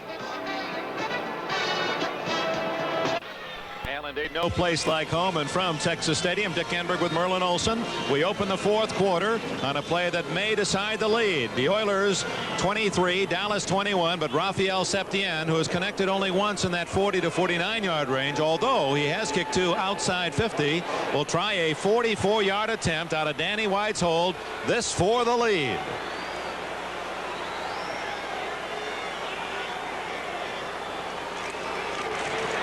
Long enough. Good. Dallas 24, Houston 23. Now the pressure's on the place kicker. Rafael Septien not only has practiced hard physically, but there's a whole emotional training that a man must go through to be an outstanding kicker. What goes through my mind when you go over there and kick the last second field goal in order to win or lose the game, it goes through my mind is that it's a lot of pressure situation, but the way I handle it is thinking about in a positive way by thinking that we're ahead 35-0 and I should be able to just go and relax and smile and enjoy the winning. Yeah, he's smiling after that one, 24-23. I remember as a rookie with the Rams, Merlin Olsen, when you were playing, did an interview with him 2 games before the end of the year, and he says, boy, I sure thought those St. Louis Redskins were tough. Yeah. Sometimes you don't want to know too much. He has made some adjustments to the game since then. And, of course, that extra point missed by his counterpart, Tony Fritsch, has become a very important factor in the one-point lead for the Dallas Cowboys. Just seconds into the final quarter, Septien's kick takes a lateral bound and out of bounds for up a deep return, give them a chance to get good field position on the return. Septien, who attended Southwest Louisiana. Short kick. But short. And that one's going to go out of bounds at the 20-yard line. So the Cowboys now will kick from the 25-yard line, and Septien disgusted with himself. Well, Septien not going to draw any raves. He was recruited to Southwest Louisiana on the recommendation of a tennis player from Mexico City who had gone there, and they needed a kicker, and he says, I know a guy who kicks the soccer ball pretty well. It was Septien, and he got a football scholarship. He drills this one. He got that one. Taken at the 18. It's Coleman at the 30, the 35, and out to the 42. So those 2 penalties did give the Oilers good field position and an excellent return as the kick was low. Both wide receivers to the right. The Oilers trail 24-23. Earl Campbell. Oh, he draws about 9 white jerseys to that spot off tackle. John Dutton was the first man there. Campbell is now in first place in the NFL with his rushing activity today. 122 yards in the first half put him up over the 1,200 mark. In fact, he's close to 1,300 yards on the season at this point.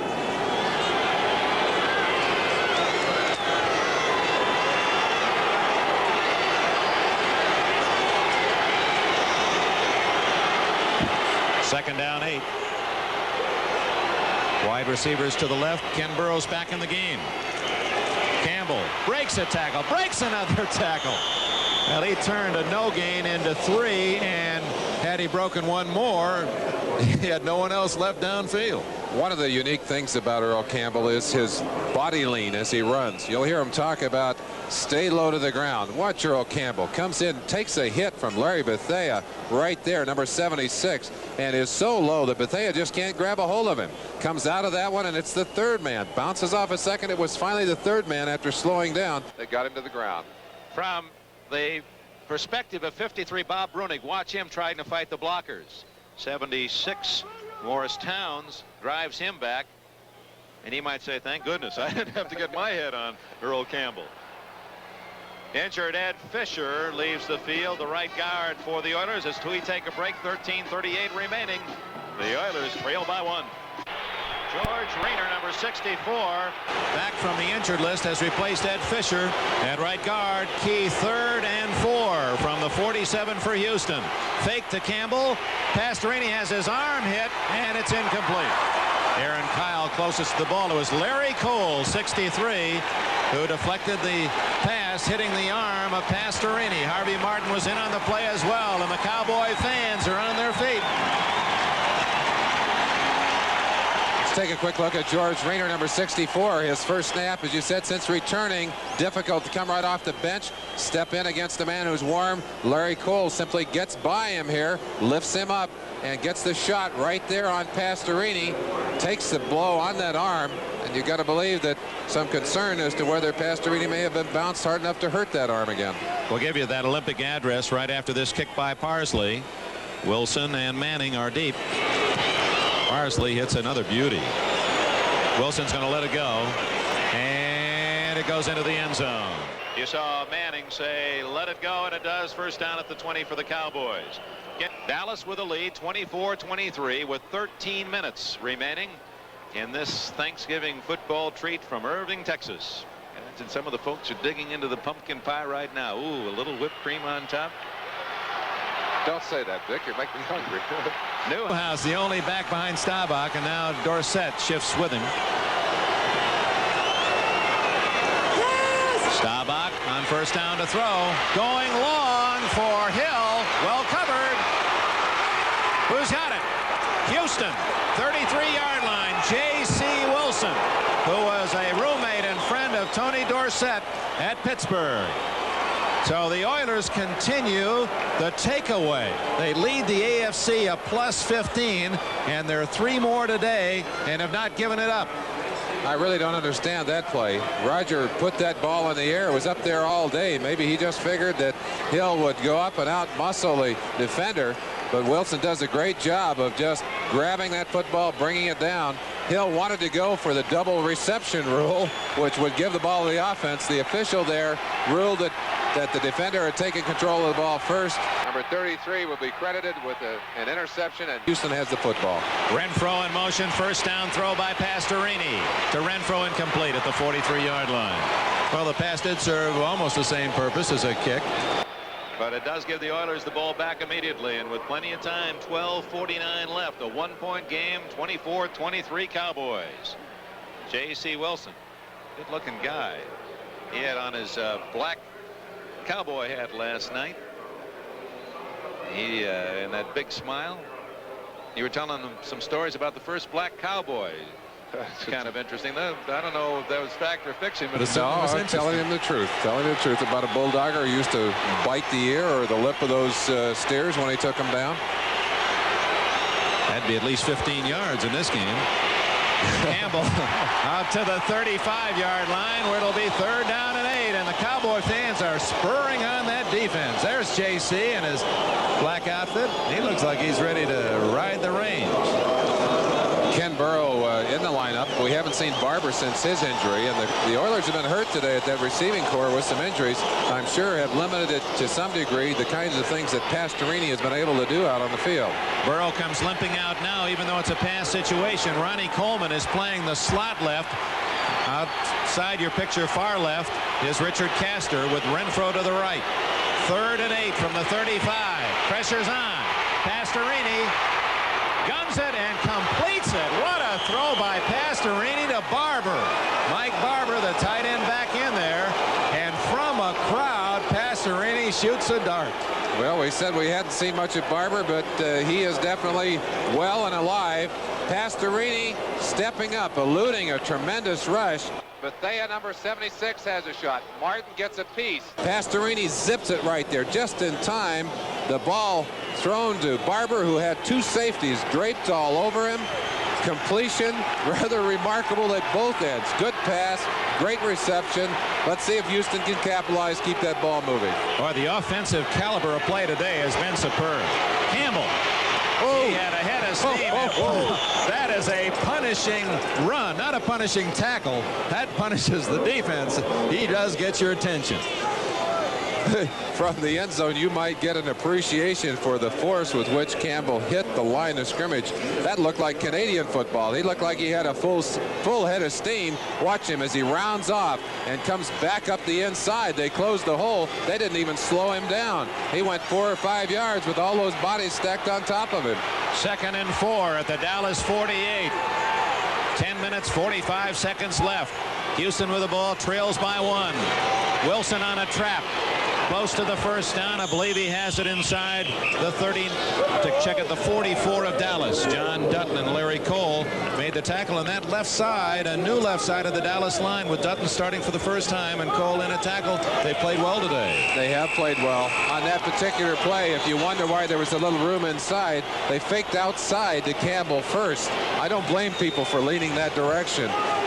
First down by Wilson near the 43-yard line. Castor started off the field, stays in, and Burrow now comes out as Tony Frisch with lots on his mind, strolling the sidelines. They say about now Pastorini calls time. There's some confusion in the huddle, and Pastorini will spend a precious timeout in this situation with 10 minutes and 15 seconds left. Irving, Texas, the scene. 24-23 Dallas. First down, Houston at the Dallas 43. 10 minutes and 15 seconds left in the game. Dallas leads 24-23.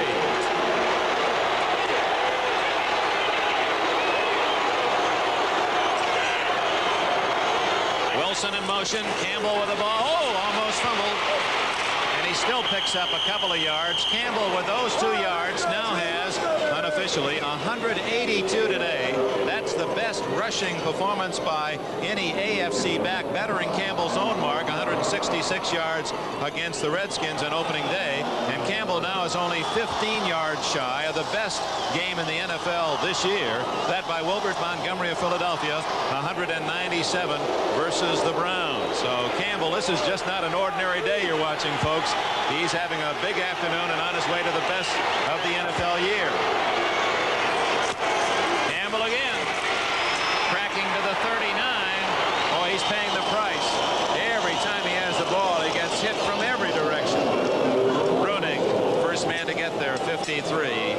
Certainly doesn't fit the image of that middle linebacker, at least the image of the Nitschkes and the Butkuses or even the Jack Lamberts. So Bruning is the kind of the soft-spoken, easy-going, guitar-playing middle linebacker, very bright. And very aggressive. And he's not afraid to hit you. He may not be physically as strong or as big as many linebackers around, but he'll give you everything he has. Key third down. Houston is 5 for 11 third down conversions. Rob Carpenter, no hole at all. Pastorini does not throw the ball, stays on the ground, and the punting team comes on. Martin and Stalls led the defensive charge. Big play. That's a big play for the defense, too. I think Pastorini banking on the fact that everyone would be keying on number 34, Campbell, but he was surprised. They just played outstanding defense, wouldn't take the bite, stopped Carpenter. That's a big, big play, and I think Mike Ditka, special teams coach, has said, don't believe they're going to kick it. Check him out in there. Parsley with Bingham, the upback.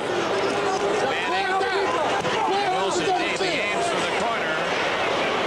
And it goes out of bounds. Is down finally at the 2. They say out of bounds at the 10-yard line, and a flag is down at the 13. Flag went down early. It's quite possible we have an illegal block down there. Or a receiver downfield too soon. Wait, it may have touched the Cowboys the way the Oilers are acting. Or wait, the penalty against Dallas could give Houston a first down. Oh, what a costly error. 12 men on the field for the Dallas Cowboys. That'll be a 5-yard penalty. That'll be a first down. Tom Landry and a team who pride themselves on their precision. That signals the illegal procedure. And that may be due to the many Dallas injuries or the fact that Henderson probably on the special teams and not here. Well, Houston still has to take advantage of the opportunity. They have the ball. They have it on the 33. They still need the points to go ahead in this game. 24-23 Dallas. Fake to Campbell. Plenty of time. Burrow. Touchdown.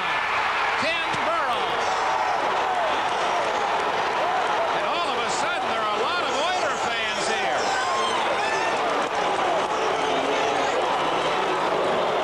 What an incredible turnaround. The Dallas defense apparently stopped.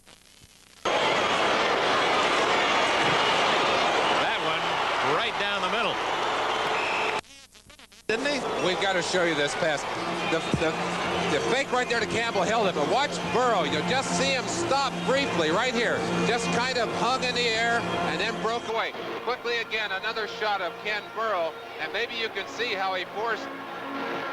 Maybe you can see what he does on the reception here. Watch him now. He'll get behind Barnes. He sees the ball. Slow down right there. You see him? Forced Barnes to lose position and then accelerated to catch the football. That is such a smart play. It's no wonder that Burrow is one of the all-time great deep threats of the NFL. And there was no extra use of the hands. He just had them out there as a warding off a defender in basketball. Timeout. Houston is in the lead again. Dallas gets the ball after Ken Burrow's touchdown reception from Dan Pastorini. Houston leads 30-24. Frisch to kick it away. Here it comes. Bounces it down. 16. It's a reverse. Wilson to Brinson. And Larry Brinson takes it to the 31. Let's go about what does an avid horticulturist, which Burrow is, do when he catches a touchdown pass? Well, here he is. Let's watch him catch the pass again first. And again, watch this very bright move right there. Just slowing down enough to get that position, accelerating, great catch. And then a horticulturist, well, he plants it. That ought to grow. What did he ever? Dallas with the football with 7 minutes and 43 seconds. Let's see if they can come back. This is Staubach at his best. He's at the 31 and gives to Dorsett. Good blocking. A fine tackle by Stemrick to drop Dorsett at the 36. A gain of 5. Second down, 5 yards to go. These Cowboys have not been fair weather performers. They have won 3 games in the final 2 minutes and have been brought back by Staubach. So the Oilers aren't safe yet.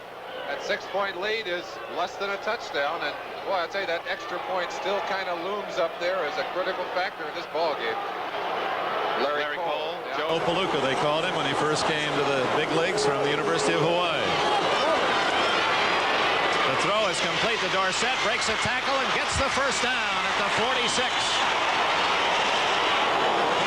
Greg Bingham is standing over there with about a third of Dorsett's jersey, waving it like a flag. He got the jersey, he didn't get Dorsett.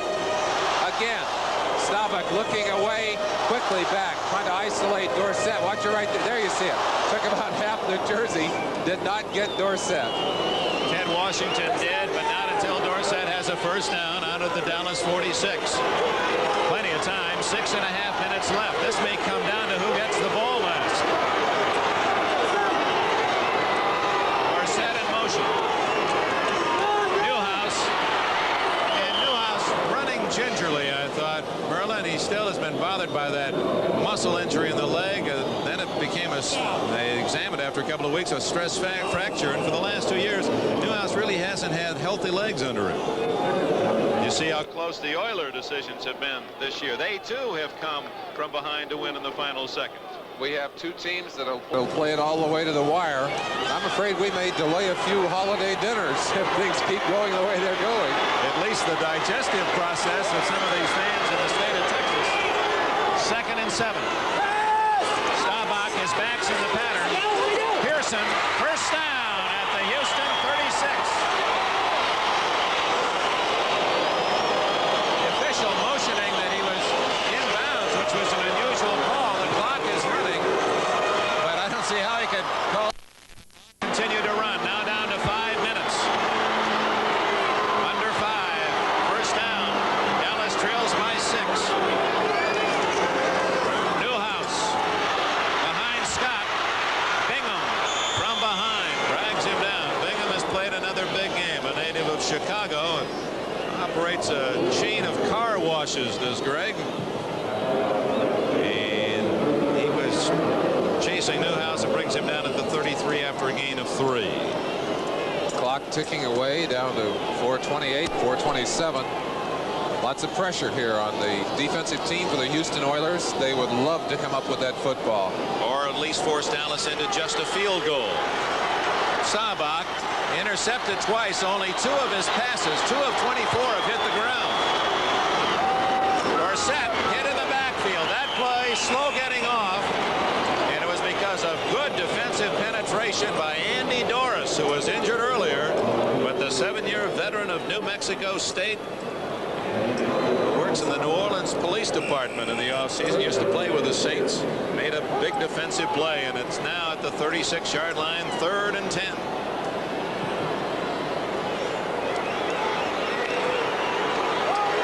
Tom Landry, he has not lost 3 games in a row since 1974. That's the year the Cowboys did not make the playoffs. Out of the spread, 3rd and 10. Incomplete.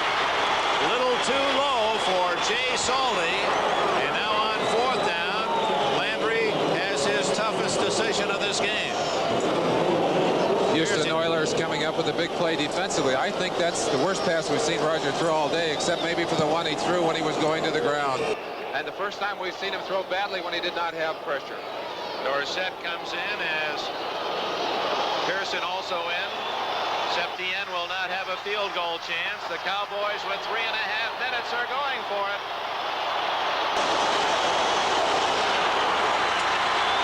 Hill to the left, Pearson to the right, and now Salty splits away to the right. Out of the spread, he needs 10. He gets it. Tony Hill, first down at the 20.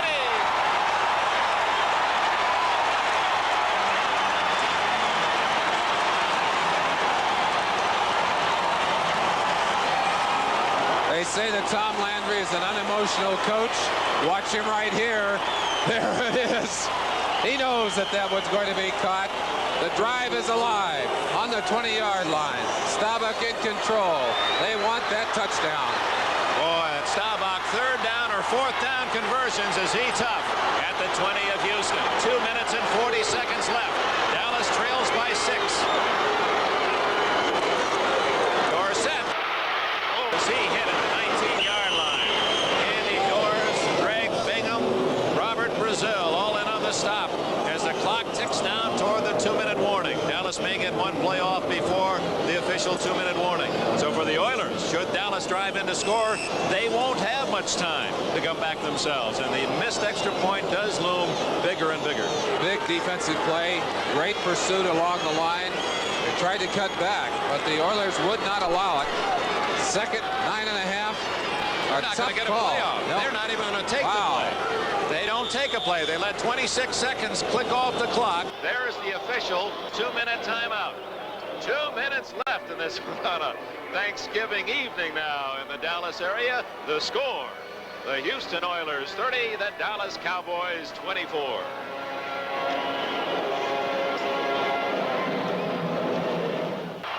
Second down, 9. Dallas Cowboys have the football inside the Houston 20. The Oilers lead 30-24, just 2 minutes left. And the Cowboys are going to stay in the spread. Second down, 9.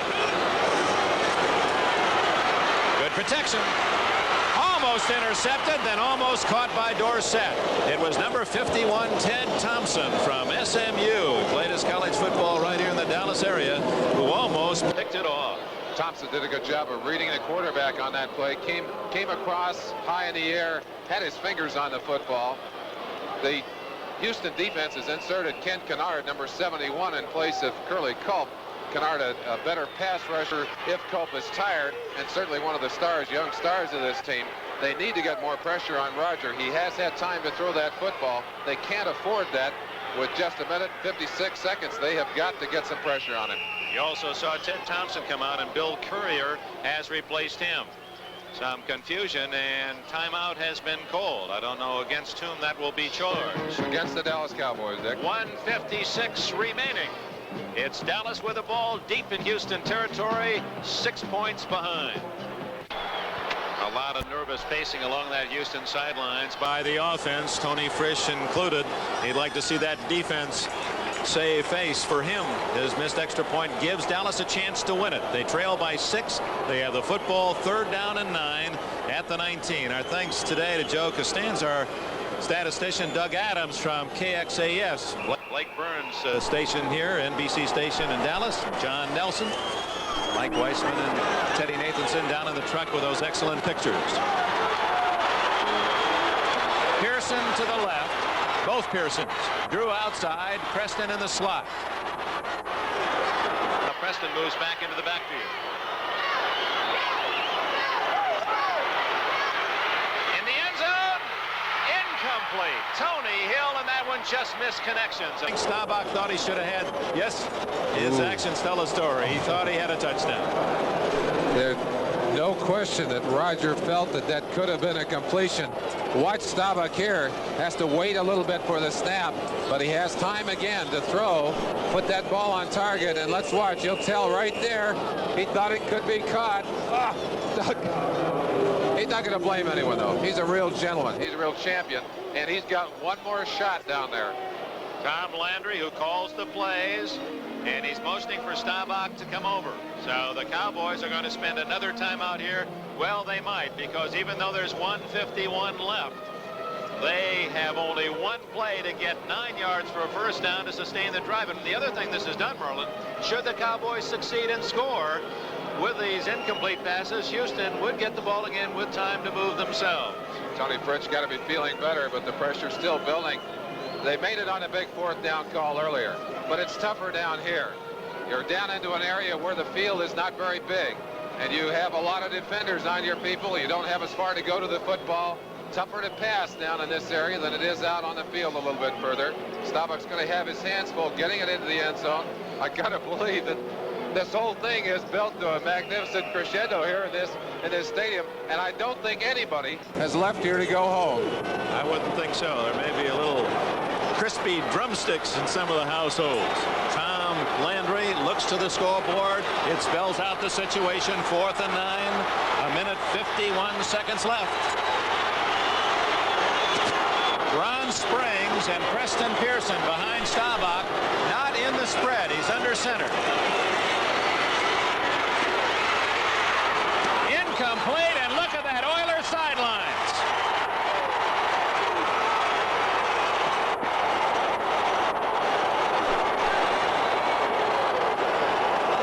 You've heard of the turkey trot? Well, the Oilers have their own Thanksgiving dance going. It appeared that Staubach's intended receiver, too well covered, he couldn't find an open man. I don't understand, though, why he didn't pull it down and try and run it or try and do something else. The ball thrown just apparently out of bounds, senseless on a 4th down play. Kind of sad in a way, a day that has been such a great one for Staubach in throwing the football to end on a play like that. Tony Frisch says, well, you know, if they'd have scored a touchdown, we'd have had time to get in field goal range, and I'd have kicked one for the Oilers anyway. Now Houston trying to run out the clock. Earl Campbell just into the center of things, and Dallas forced to use 2 timeouts, now spends its last. Larry Bethea made the tackle. Got to say, Dick, this has just been one fantastic football game. They don't all live to the expectations that we have for them, but coming into the top of this show, we talked about great running from Campbell and Dorsett, great passing from Staubach and Pastorini, and we have had all that and more. Let's see how the Oilers put pressure on Roger, that 4th down and 9 play. Staubach getting the pressure from a 4-man rush, does not have anyone downfield. Look quickly to the sideline, just flipped that ball. Would not have had much time. Andy Doris, 69, had broken clear of Rayfield Wright. Number 70, the veteran at right tackle. That has to be a sad end to what was a very fine drive. It's been a tough week for this Dallas Cowboy organization, a tough month. And you've got to wonder what this does to Tom Landry and these Cowboys. They wanted this victory so much. The ball flying out of bounds kind of symbolizes the almost futility of their last 4 ball games, now 5 ball games. Campbell bowls his way out across the 25, and now the clock will run. There's no way the Cowboys can stop it. Quick look, though, at Dallas. They still can control their destiny. If they win the rest of their games, they will win their division. I beg your pardon. We had charged the Cowboys with a timeout that apparently must have gone against Houston. So the Cowboys spend a timeout. They now have no more. 1:33 left. Should Dallas lose, that means Philadelphia and Washington have a chance on Sunday to move into sole possession or share first place. And meanwhile, Houston puts the pressure on the Pittsburgh Steelers. If Houston wins, the Steelers, Super Bowl champs, must beat Cleveland at home on Sunday. You'll see that game on NBC. Starting at 12:30 NFL 79 on Sunday, and that's a great way to start your football afternoon. So with 4 games to go, and now only 3 for the Cowboys and Oilers. This one, a bit of a surprise. The Cowboys were favored to win. And yet Dallas, by their own admission, they won against the Giants. If they lose this one, should have lost 5 in a row. Most unusual for this Dallas organization. Can they rebound? Well, I think Dallas, and especially Coach Landry and his staff, will spend this long week trying to ask the question and answer it. What is wrong with the Dallas Cowboys? A minute 33 left. Pastorini only needs the fall on the ball, but he gives to Earl Campbell instead. And Campbell stretching for a first down out to the 31-yard line. And it's all over now as the Oilers celebrate some more. You say it's a holiday where we give thanks. As he said, I don't mind the short week as long as it's not a long day. But the length of the day belongs to the far sidelines. The long shadows grow on the Cowboy bench. Campbell, 196 yards today unofficially. That would be 1 shy of Montgomery's best rushing effort of this NFL season. The Philadelphia running back with 197. And now it's just formation fall down and let the clock run. Phillips, Oilers are going to be the first 10-game winner in the NFL. They've come north to Dallas, and for them, a sweet victory, as you mentioned at the top of the show, Merlin, for so many reasons. Well, they felt that they had been treated a little shabbily, sometimes even by their own press. They are genuinely proud of what they have done in this year. They fought very hard for their victories.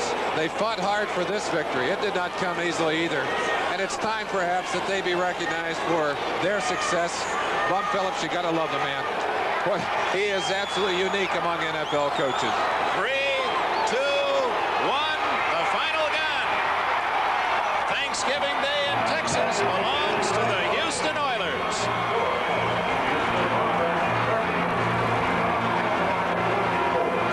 Houston 30, Dallas 24. We'll be right back at Texas Stadium after this word. A great shot of the man with the ball, and he played with it as if he owned it. He led the Houston Oilers to a 30-24 win, rushed for nearly 200 yards. Earl Campbell, despite the fact that the Cowboys, who led early most of the first half and at halftime, 21-17, and had a chance to win themselves.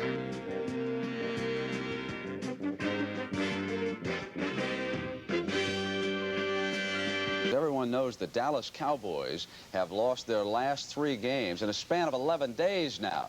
With the loss of key personnel at critical positions, many feel that the Cowboys can finally be counted out for the season. Jack Whitaker was here a little bit earlier. He had another opinion on that. The departure of Hollywood Henderson and the 5th defeat of the year Thursday at the hands of the Houston Oilers has some people writing off the Dallas Cowboys as playoff contenders this year. Well, a short memory is one of the keys to happiness, but not in the NFL. Almost every season, Dallas suffers a mid-season slump, and many people begin sounding their death knell, only to find, like the news of Mark Twain's death, that their demise was greatly exaggerated. Last year, on the 9th week of the season, Dallas lost to Minnesota, and followed that with a loss to Miami, and the word was out that the dynasty was eroding. All the Cowboys did from then on was to win their last 6 games. Then they moved through the playoffs and the championships right into the Super Bowl. This year, their slump has occurred a little later and perhaps is a bit more serious. The loss of Charlie Waters and the absence of Too Tall Jones present grave problems. But Dallas is still a team and an organization to be reckoned. And if they win their last 3 games, of course, they'll be in the playoffs again. Dallas, for so long, has been the class of the NFC. They are the only team, remember, other than Green Bay, to win a Super Bowl. They are 2 for 5 in that championship series. And they are still, even in this hour of need, the best chance for the NFC against the growing and embarrassing superiority of the AFC. A 16-game schedule requires pacing. A team must not peak too soon. First, they must make the playoffs, then the championship, and finally come to the Super Bowl at the top of their game. In other years, the Cowboys have done this as well as any team.